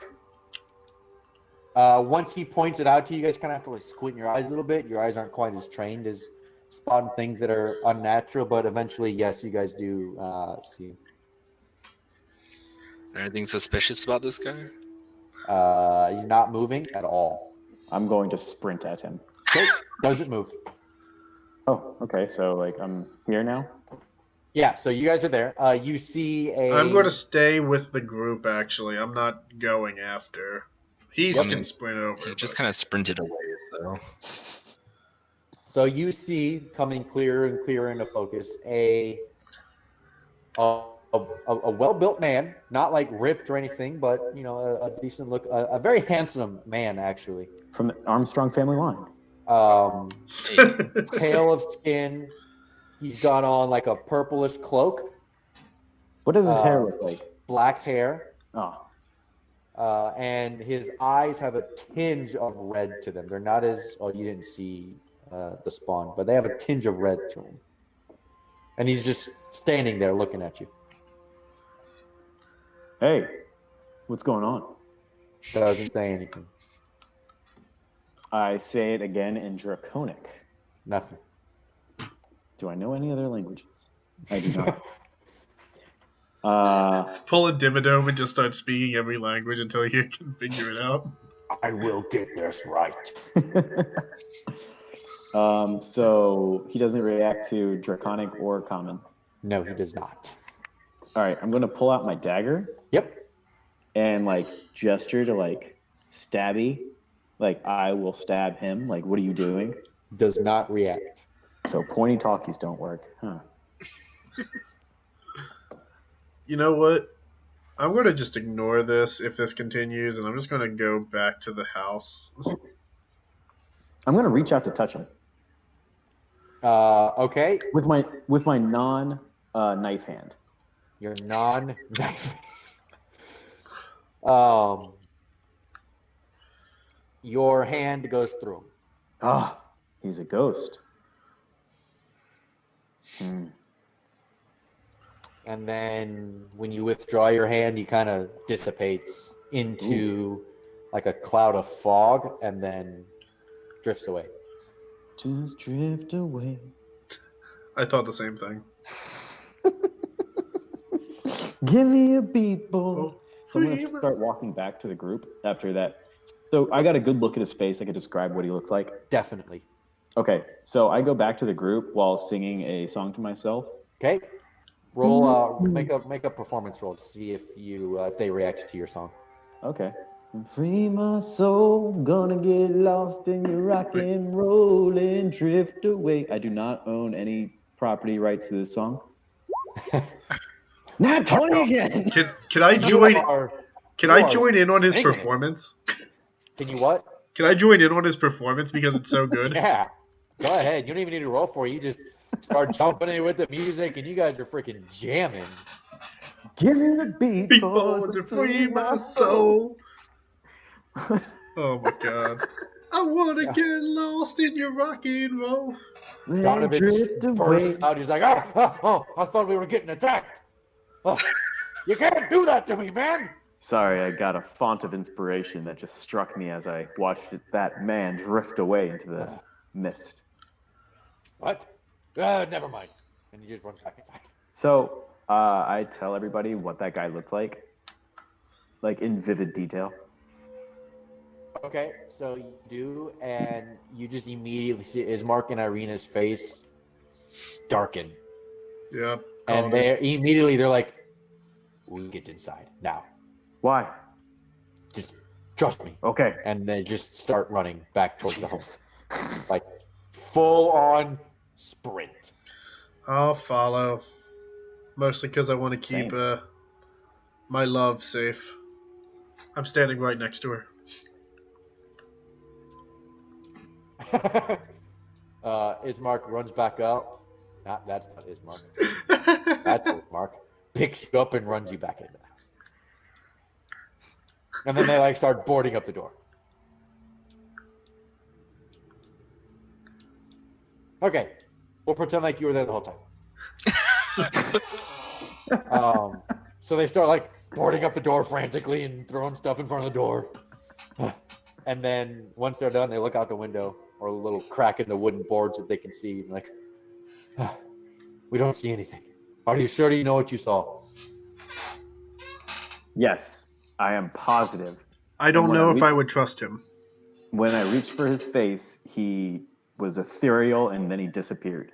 That's what honestly gave me the inspiration for that song. I don't care about the song. I care about what you saw. I thought you all Describe this man for me again. I go ahead and describe everything that I saw. Okay. So now everybody hears the description of this man. Yes. And they're just not having as Mark sits down and we have to move her soon. We have to move her soon. We can't do it today. We need to do it tomorrow. We need to move her tomorrow. Why tomorrow? It's right after dawn. We have plenty of time today. We need to prepare. Prepare what? For a full day? We need to get things ready. Okay. Will you be ready in a full day? Yes, we'll be ready. Just come back at dawn, and we'll leave at dawn. We'll leave at the break of dawn. Irina, darling, I hope that everything is fine, and I will make sure that you are taken the best of care of. She kind of waves her hand at you and goes, yeah, whatever. Just come back at dawn, and we'll leave. Can we leave the house since it's boarded up? Oh, right. Ismar gets up and frantically unboards everything. It takes like 5 minutes, and then finally he's like, sorry about that. I wasn't thinking straight. Get out! I'm going to go back and visit the mercantile place now that Jaysun, you're still in the house. He knows. Okay. Sorry. Oh, okay. He knows he's still in the house. That's I'm just gonna wander around town. I was just staring. Actually, I'm gonna go back to that sobbing house. Yeah, so you guys pass this house, and you still hear that sobbing. Wait, I'm gonna before I get there, I'm gonna take a glance down this street. Is this house still burnt down? This house, is it still burnt? Yes. Yeah. Okay. And then I'm just gonna continue along. You know, he's right. If we're going to pass the sobbing house, I might as well stop there. And if we somehow... Yeah. So you guys hear it, and there we go. And then knock on the door. The sobbing kind of stops. Go away! I don't want to talk to anybody. Excuse me, miss. My house burned down. I don't want this stupid house.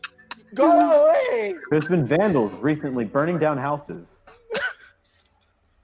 Go away before I call the gods. How? We're the only ones around. Like, there's no phones. Those don't exist. It's just you and me, old man. You kind of hear a shuffling, and she kind of opens the door a little bit, and you see a hooded woman, very ruddy face because she's been crying. Her eyes are puffy. Her hair is tangled, and she just looks like she's been doing nothing but crying like her entire life. Quick question. How old does she look? Like in the house? Yes. She says, what do you want inside my house there, little boy? Wait, how old does she look? Mid-40s, maybe 43. As soon as she comes to the door, I'm going to get down on one knee and be like, "Oh, my fair maiden, what ails thee? What is wrong? Why would such a beautiful face be crying?" So she doesn't care for your affection at all. I don't care. Wait, there's nothing in the house? It's a furnished house, like she lives there. But so she opens the door and she just come in, and if you must, it is dangerous to talk on the streets. All right. So she beckons. Pretend I'm inside. Yeah, it is. It's a pretty sparse looking room. There's a chair, a table, and then it's a very small room. Are there any what? Pies? There are no pies. Okay. But sitting in the middle of the floor there's a lot of dust everywhere. Like nobody's moved in here for days. But there's a patch on the middle of the floor where there's no dust. Kind of a misshapen circle, and in the middle of it is a doll. Like a voodoo doll? It's Like a girl's the doll, like a doll. dollhouse. Yeah, it's like a child's doll, but it's kind of twisted a little bit. I'm going Brian, to. Can I Arm pick is it at a up? weird angle, and some of the hairs are kind of messed up. And it has a very strange, like, smirking leer on its face. Can I pick it up? Sure. So you pick it up and you look at it, and that's what you see. And she says that was mine when I was a girl, and I gave it to my daughter Gertruda. It's all I have left of her. And she just dissolves back into sobbing. I'm going to put it down and give her my sympathies in the most pseudo-flirtatious way I possibly can. Pseudo flirtatious. Okay. I'm going to ask her, it's only game. Why you cry? What? Why you cry? It's only game.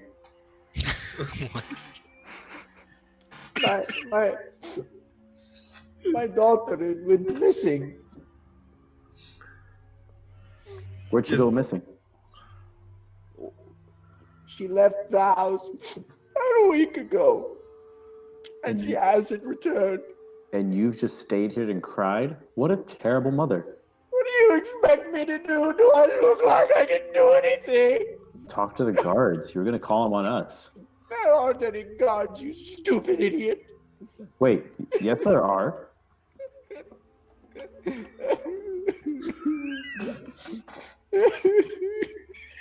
She stops talking to you entirely.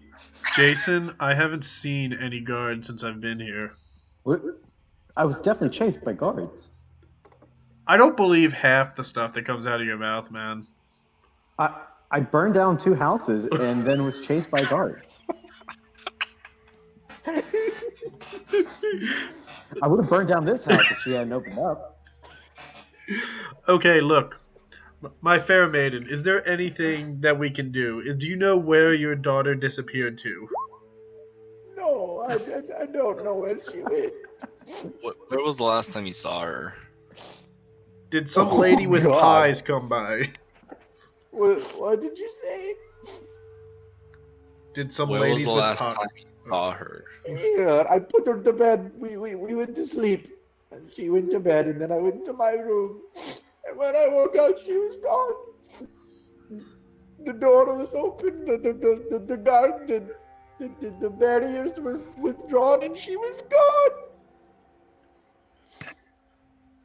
Was there some... Well, we can always search around town for her. If you find her, please bring her home. We promise we will do the best we can. At this point, she just sags down onto her knees and kind of curls into a fetal position and just starts sobbing and wailing. All right, we're done here. I'm immediately going next door to the mercantile place again.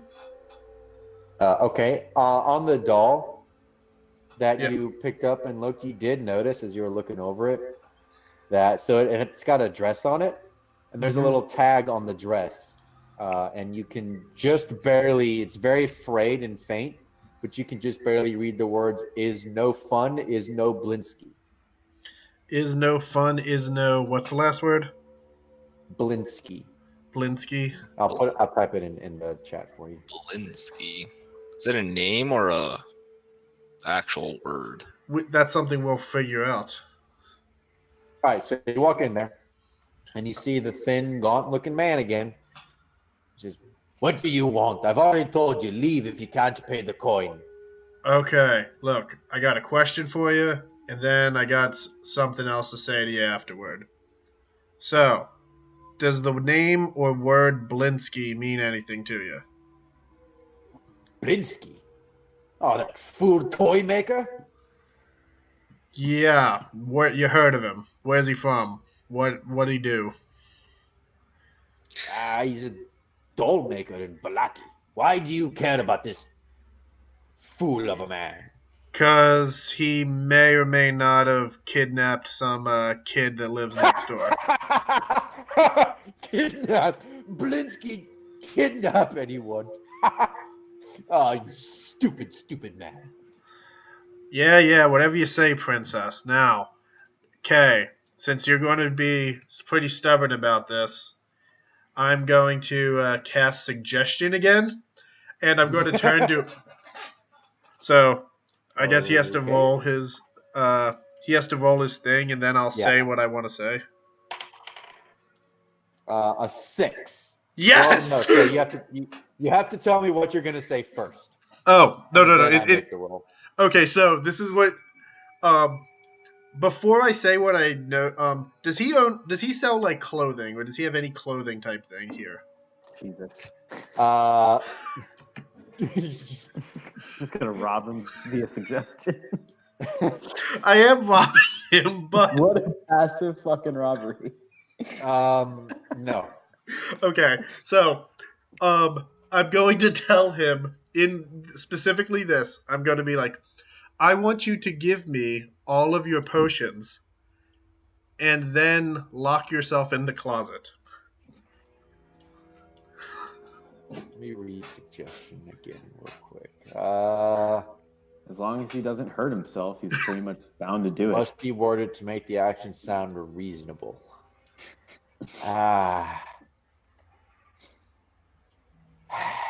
Or I can reword it to hide in the closet for 4 hours. I mean, you can do it for 8 hours. I could That's not the issue. The issue is the giving of all of the potions. That's not something he would literally ever do. I can word it so that he can give me the potions for a heavy discount if you really want to. That is much easier. You sell me each of your potions for 5 gold each. 5 gold? You lost your mind? Have you lost yours? He kind of ruffles his nose at that. And Amnesty, as you walk by those houses, you see 2 houses.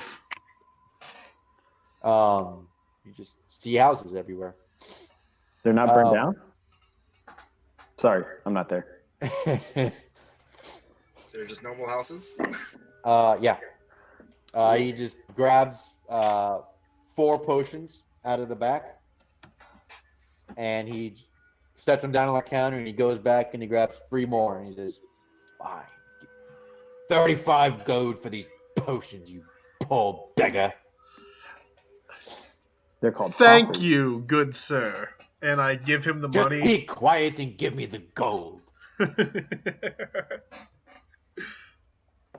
I give him the gold, and then what type of potions do I obtain? These are normal potions of healing, just regular ones, and they will do you 1d4 plus 4 healing. And I have 7 of them. You have 7 of them, yes. Jesus. Pleasure doing business with you, princess. Get out, you beggar. By the way, he was the one I wanted to use that spell on first, but I just ran into other people beforehand. Yeah. So.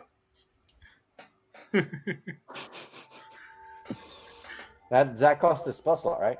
It cost me a level 2 spell slot. Okay.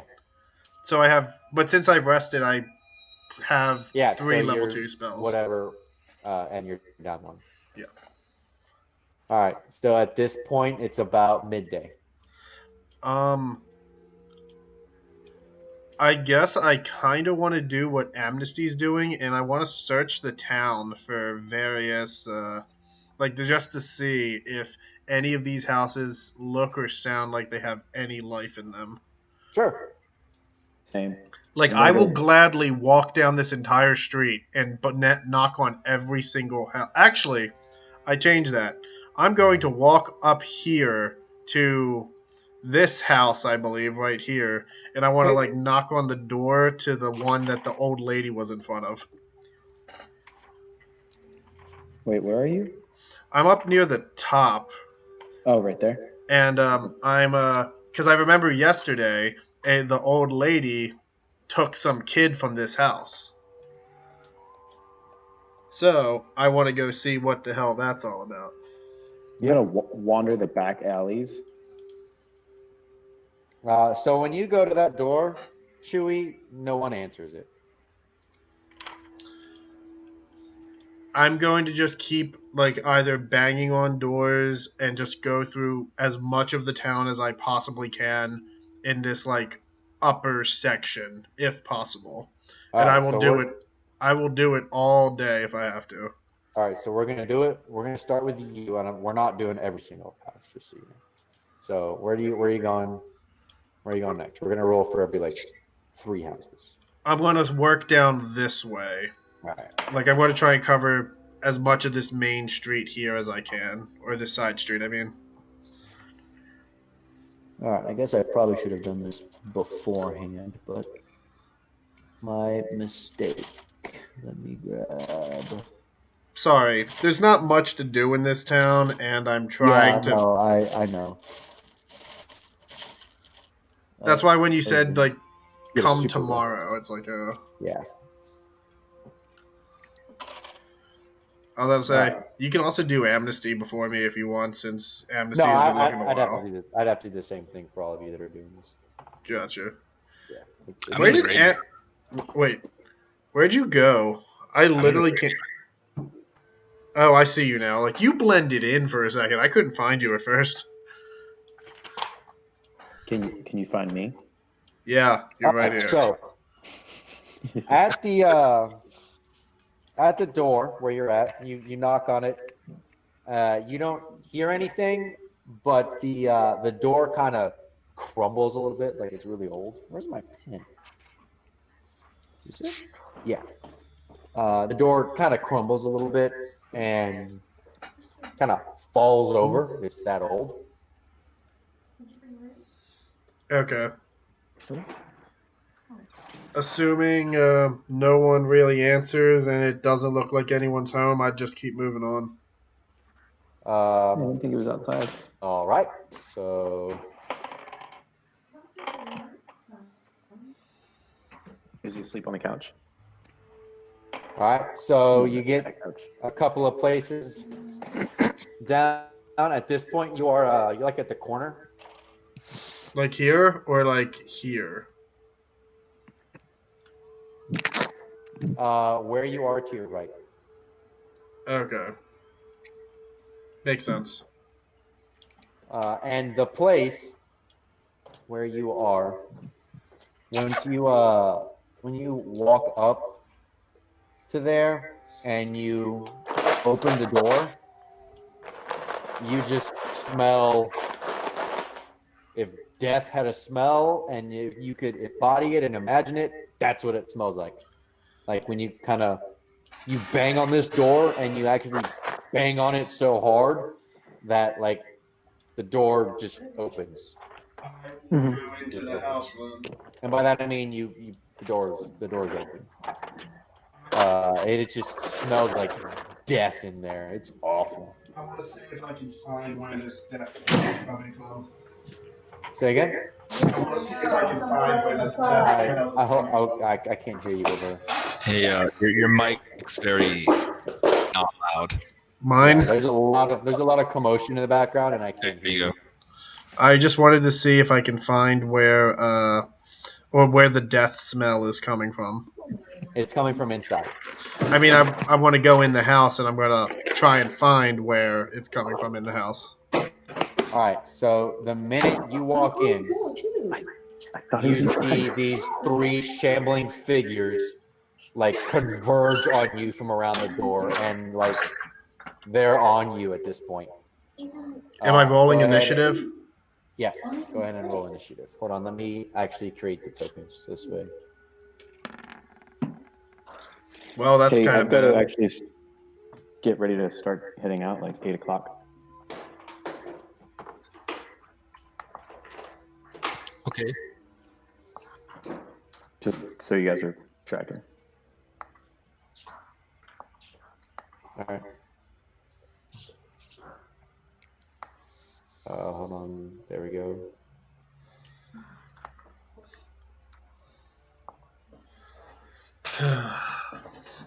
Jesus. They probably are faster than me anyway, but because I rolled a 7 for initiative. Oh wait, I need to actually open this right here, and we need to clear it.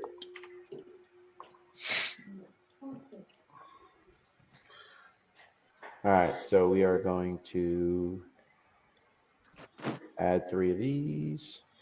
Do you know how to add And me, then or do I have to re-roll initiative? just re-roll your initiative. That's fine. Okay, I have me clicked on this time, so Oh wow. Hey, that's a lot better of a number.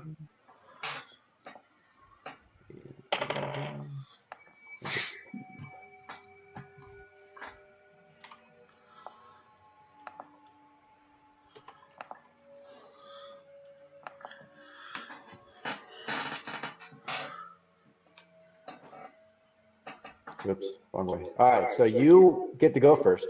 Cool. So seeing that I'm about to get jumped by a bunch of guys, I am going to cast this at level 1. Hey. Okay, so I am going to make a Constitution saving throw for Yep. all 3 of these. And they're either going to take 10 damage or 5 damage.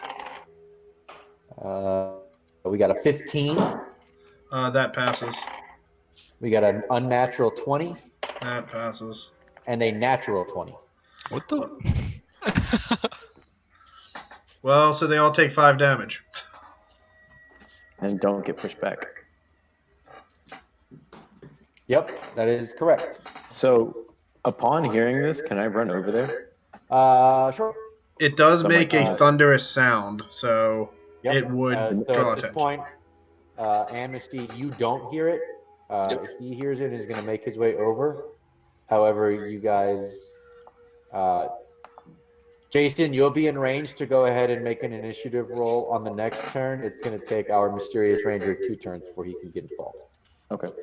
So these kind of shambling figures, one of them is absolutely like you can like they don't have emotions, but you can definitely tell it is shocked that a person is right there. So that one is actually not going to take any action. Shocking. But the first one is going to make an attack at you. I'm sure you can imagine. Mm-hmm. And it is going to. Does an 18 hit? Sadly. Okay. Does a 13 hit? Nope. All right. So we're going to do.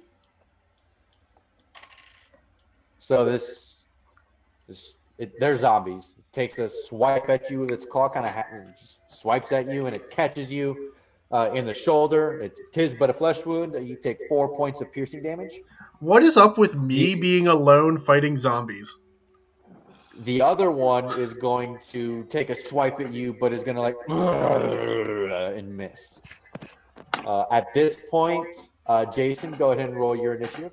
Click on your character and then hit the initiative, or nat 20. So, nat 20. Right.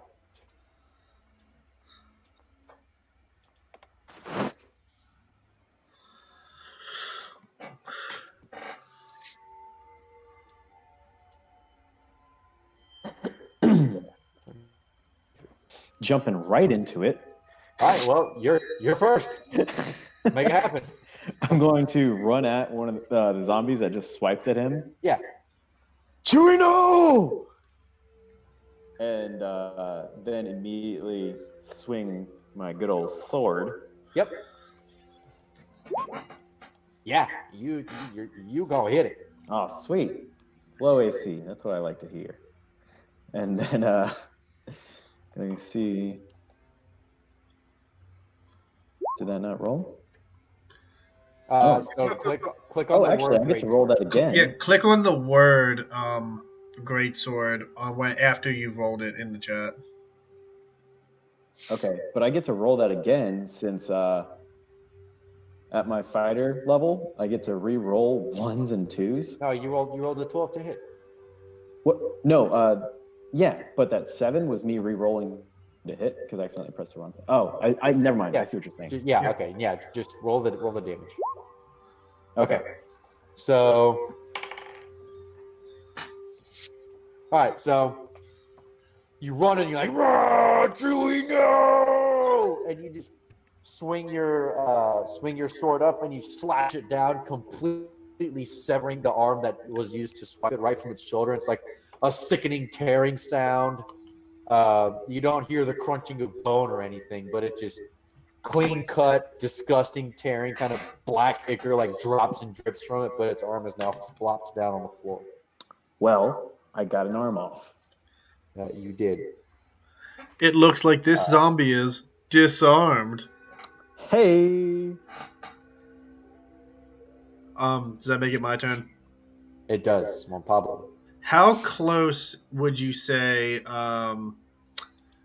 Mr. Boorne is to me?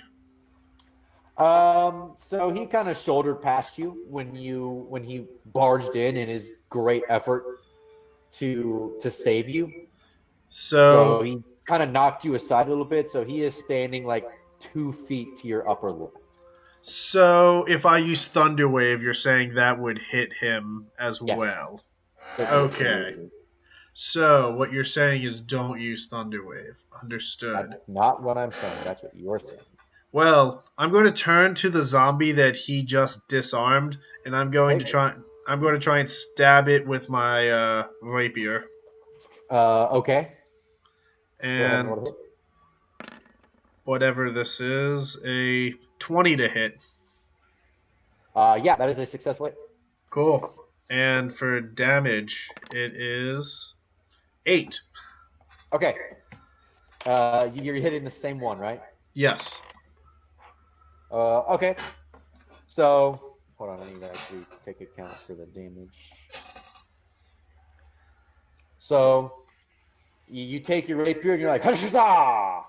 and you shove it right into like the hip joint of the zombie, and you meet a little bit of resistance as you pass what you know used to be solid bone, but you basically do like a hi-ya, so you slash in and then cut out, and the leg just kind of hovers there for a second and like folds on itself and stumps down onto the ground. So at this point, it is now missing an arm and a leg on the same side. It's kind of teetering a little bit, but it's fine. After I do it, I'm going to, as I pull my sword out, I'm going to be like, "Ha! Not even a leg to stand on." Okay. So it is now this first one's turn, which is the one you guys have been pummeling. And it is going to roll to hit Jaysun. You are the one right in front of it. Makes sense. An 18. Hits.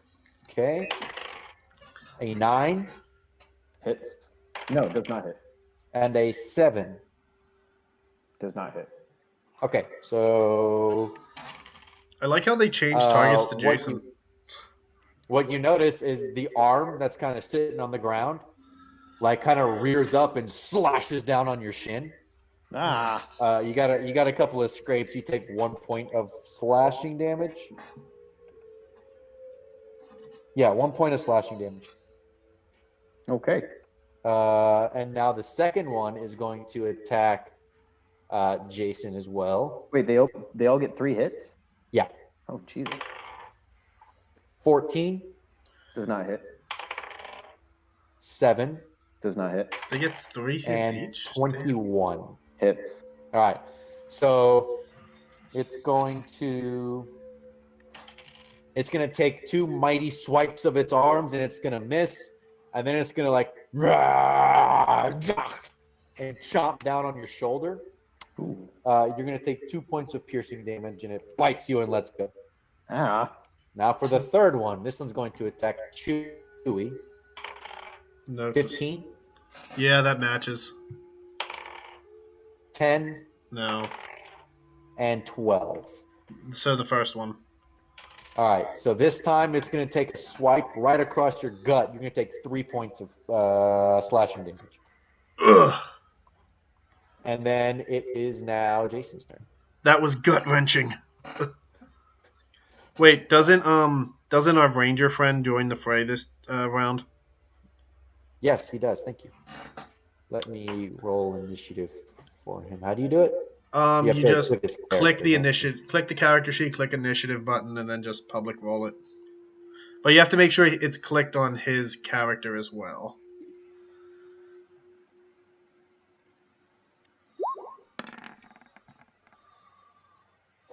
Damn, all of us rolled really well. All right, so it is. So Jason's I'm turn. It's my turn again. Wait, me and him tied. Like, me and him have exactly the same initiative. Like, He has a higher dexterity score than you do. No, he doesn't. I have an 18. Oh. We literally have the exact same initiative. It assigned a decimal. Okay, so here, roll a d6. Okay. Actually, no, just roll a d20.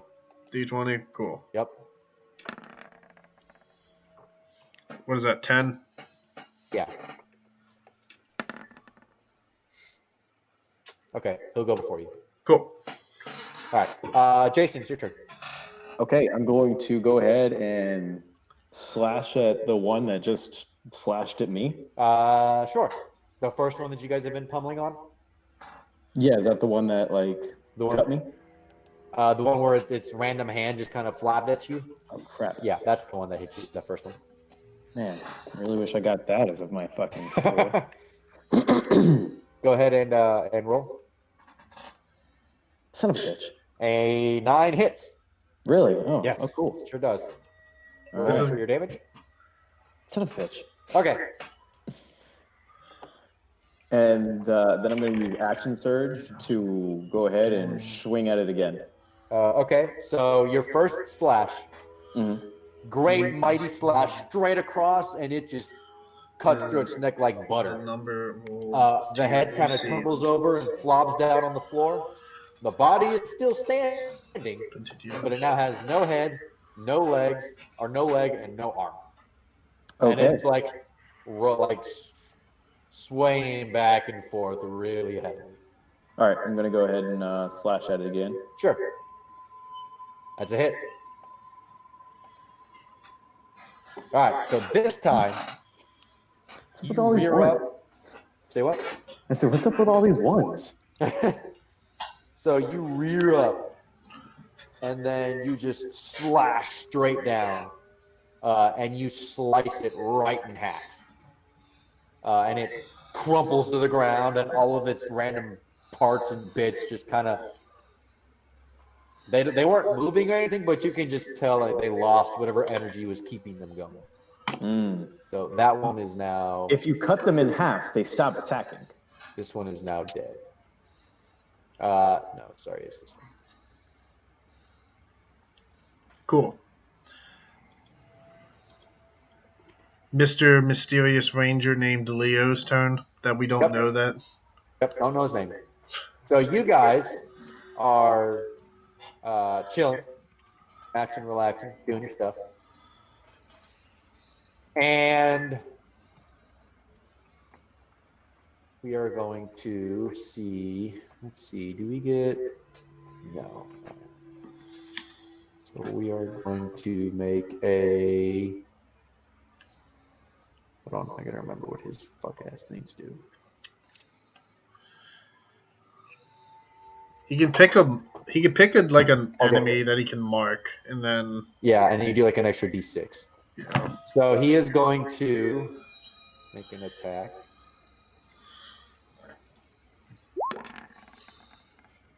Okay, so that's going to be a hit. We're going to roll for the damage. 2, 7. Excellent. So he's going, so you guys, intent on the fight as you are. Wow. See this arrow just come flying out from between both of your heads and stabs this zombie so severely, like it literally is flying at such speed, it removes the head with the arrow. Is it still alive? Yes, it is still alive. Still as fine as a zombie without a head could be, but it is now decapitated. Its head is now hanging on the arrow as it like sits in the wood. Excellent. Yep. And it is now My turn. Juan Pablo's turn. Give me just a quick second. Cool. Basically, for mine, I'm going to activate Defensive Flourish, which basically I roll my attack, then I roll one of my inspiration die to do extra damage, and whatever's rolled on that inspiration die is added to my armor class. All right, So- that's what you're going to do? Yeah, so I'm going to first roll with my Okay. rapier to Yeah. see if I hit, which is a 20. I'm assuming Yep. that hits. That's going to be a hit. Cool, so this is damage without inspiration die, which is 9. Damage with inspiration die is another 1. So my armor class increases by 1 until my next turn. Which one are you hitting?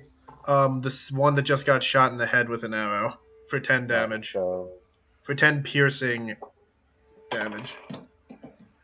okay, so you take your rapier and you just shink right across. You have a fascination with removing zombie legs, apparently. So this time you just take a good long horizontal slash and you remove its left leg. All right, they are going to go. Still trained on Jaysun. Mhm. A 22, Hits. a 14, Does not. and a natural 20. Hits. Okay. So it is going to begin by taking a Inhaling. mighty swipe right at your face, and Ah! you feel its dirty nails kind of scratch your chin a little bit or your cheek a little bit. You're going to take 2 points of slashing damage, Mm-hmm. and then it rears up and it just saws down on your forearm, your left forearm, and you're going to take 5 points of piercing damage. Fucking zombies. Fucking zombies. And then, let's see, Give me 2 steps. 2 steps, huh? Just 3 steps towards the door. 3 steps, mister. The second never see one, the me last anymore. one, is going to attack Chewy. You have a 21, Well, yeah, sadly. a natural 20, and another natural 20. Oh my god. There's only 2 alive, aren't there? Yeah, there are 2 alive. That is correct. Okay, So- I'm about to start going crazy on these guys if they get me close to low health. All right, so we're going to do. I even used Defensive Flourish in hopes that... That was very, very lucky. All right, so his first attack is it swipes at you with its claw. Mhm. You take 1 point of slashing damage right across your shoulder. Yep. And then it takes another claw, and this one also scratches you in the face. And these are deeper, much deeper cuts. Ugh, And you take 5 points of slashing damage from that. that was and my now- good eye. And now it is going to try and bite your neck, and it's going to chomp down and deal 7 points of piercing damage to your neck. Okay, I'm not looking super hot right now, but... Go ahead. It is now Jayson's turn. All right. Well, it's time to swing and a miss. Or hopefully not miss. That'll hit for sure. Yeah, that's a hit, finally. That unnatural 20 misses despite. No, I'm just kidding. Yeah, it hits. Bullshit. Yeah, no, it hits. I'm going to go ahead and hit the one that hit me, like tit for tat. Okay. Ah, you hurt me. Okay, so that was the first one. Let me grab my books and put them aside so I can write the damage. You take this one, and you saw what you did the first time, and you as far as you know, that's the only way that you can kill them. So you rear up again, and you haymaker slash it right down the middle, and you cut it clean in half, and it both sides just kind of slump to the ground. See, I told you guys, if you just cut them in half, they just die. All right, so we are going to make another attack here. And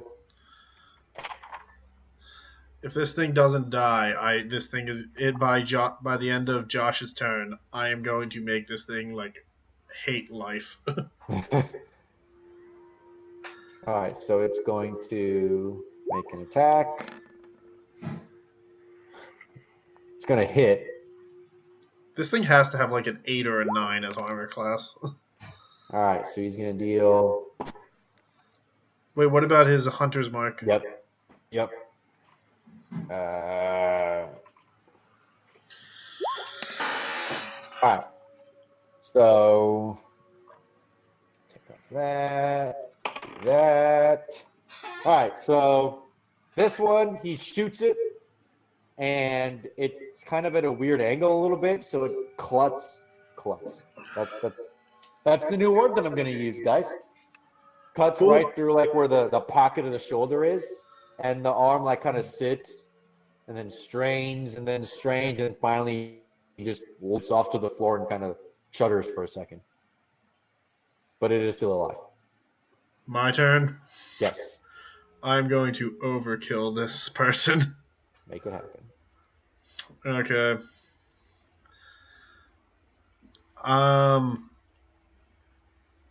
Yeah, I'm going to firebolt it. Actually, yeah, I'm going to firebolt it and light this bastard on fire. All right, roll to hit.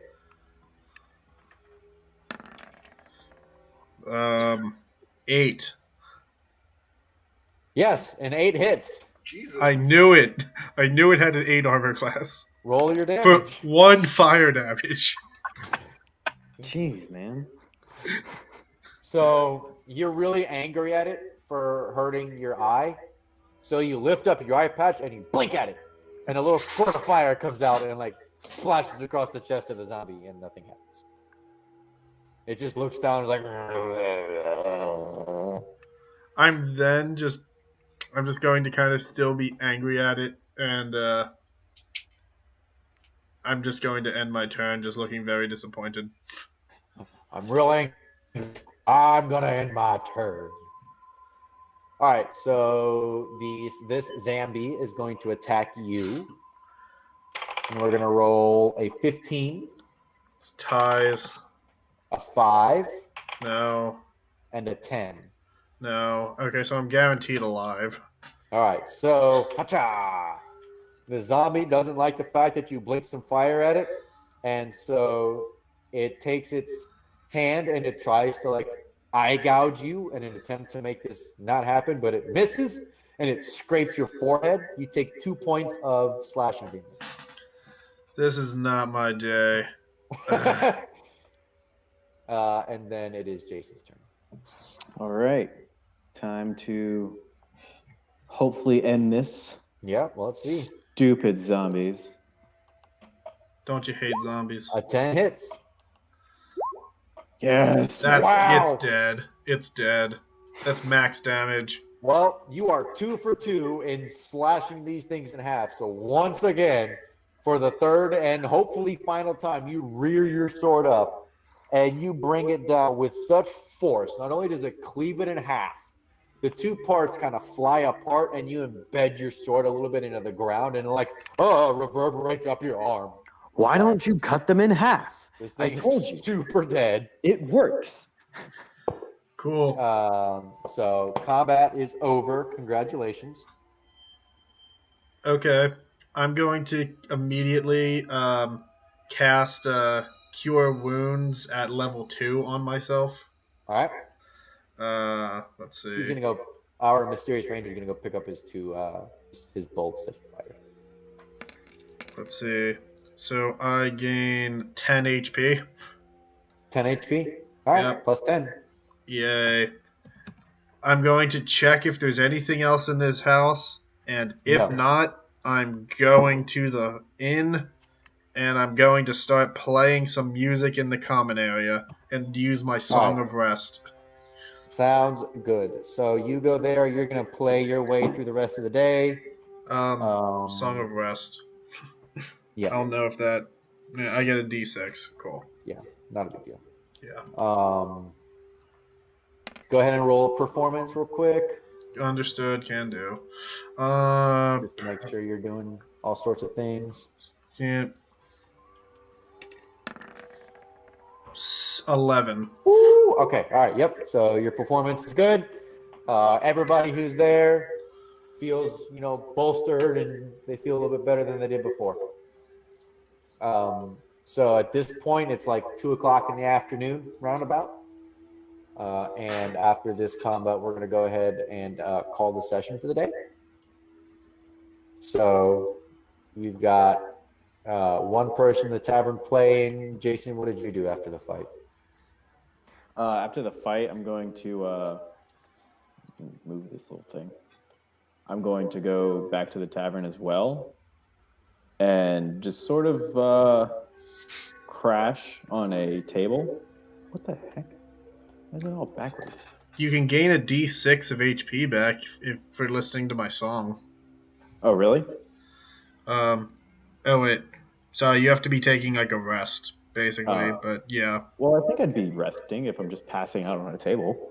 Okay. Are you taking a? If it's a short, it has to be a short rest. Yeah, it'd be a short rest.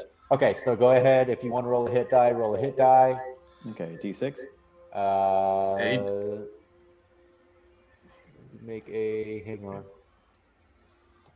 Oh, okay, so you have to, in order to gain the D6, you have to roll at least a hit die in order to gain HP back. Oh, yeah, I'll use a hit die. Okay, so you roll one hit die as a fighter. I think you're 1d10. Yep. So you'll get 14 HP back. Cool. Yeah. I am back up to top. All right, well, there you go. Amnesty, what are you doing? I'm just in this courtyard area. And what are you doing there? Just looking around. All right, those of you that need to leave can leave. Okay. Understood. Yep. So we'll end the session for tonight. Thank you guys for dealing with our missing companion, and then we'll see you guys in a couple of weeks. Peace. See you guys. Bye. Have a good one.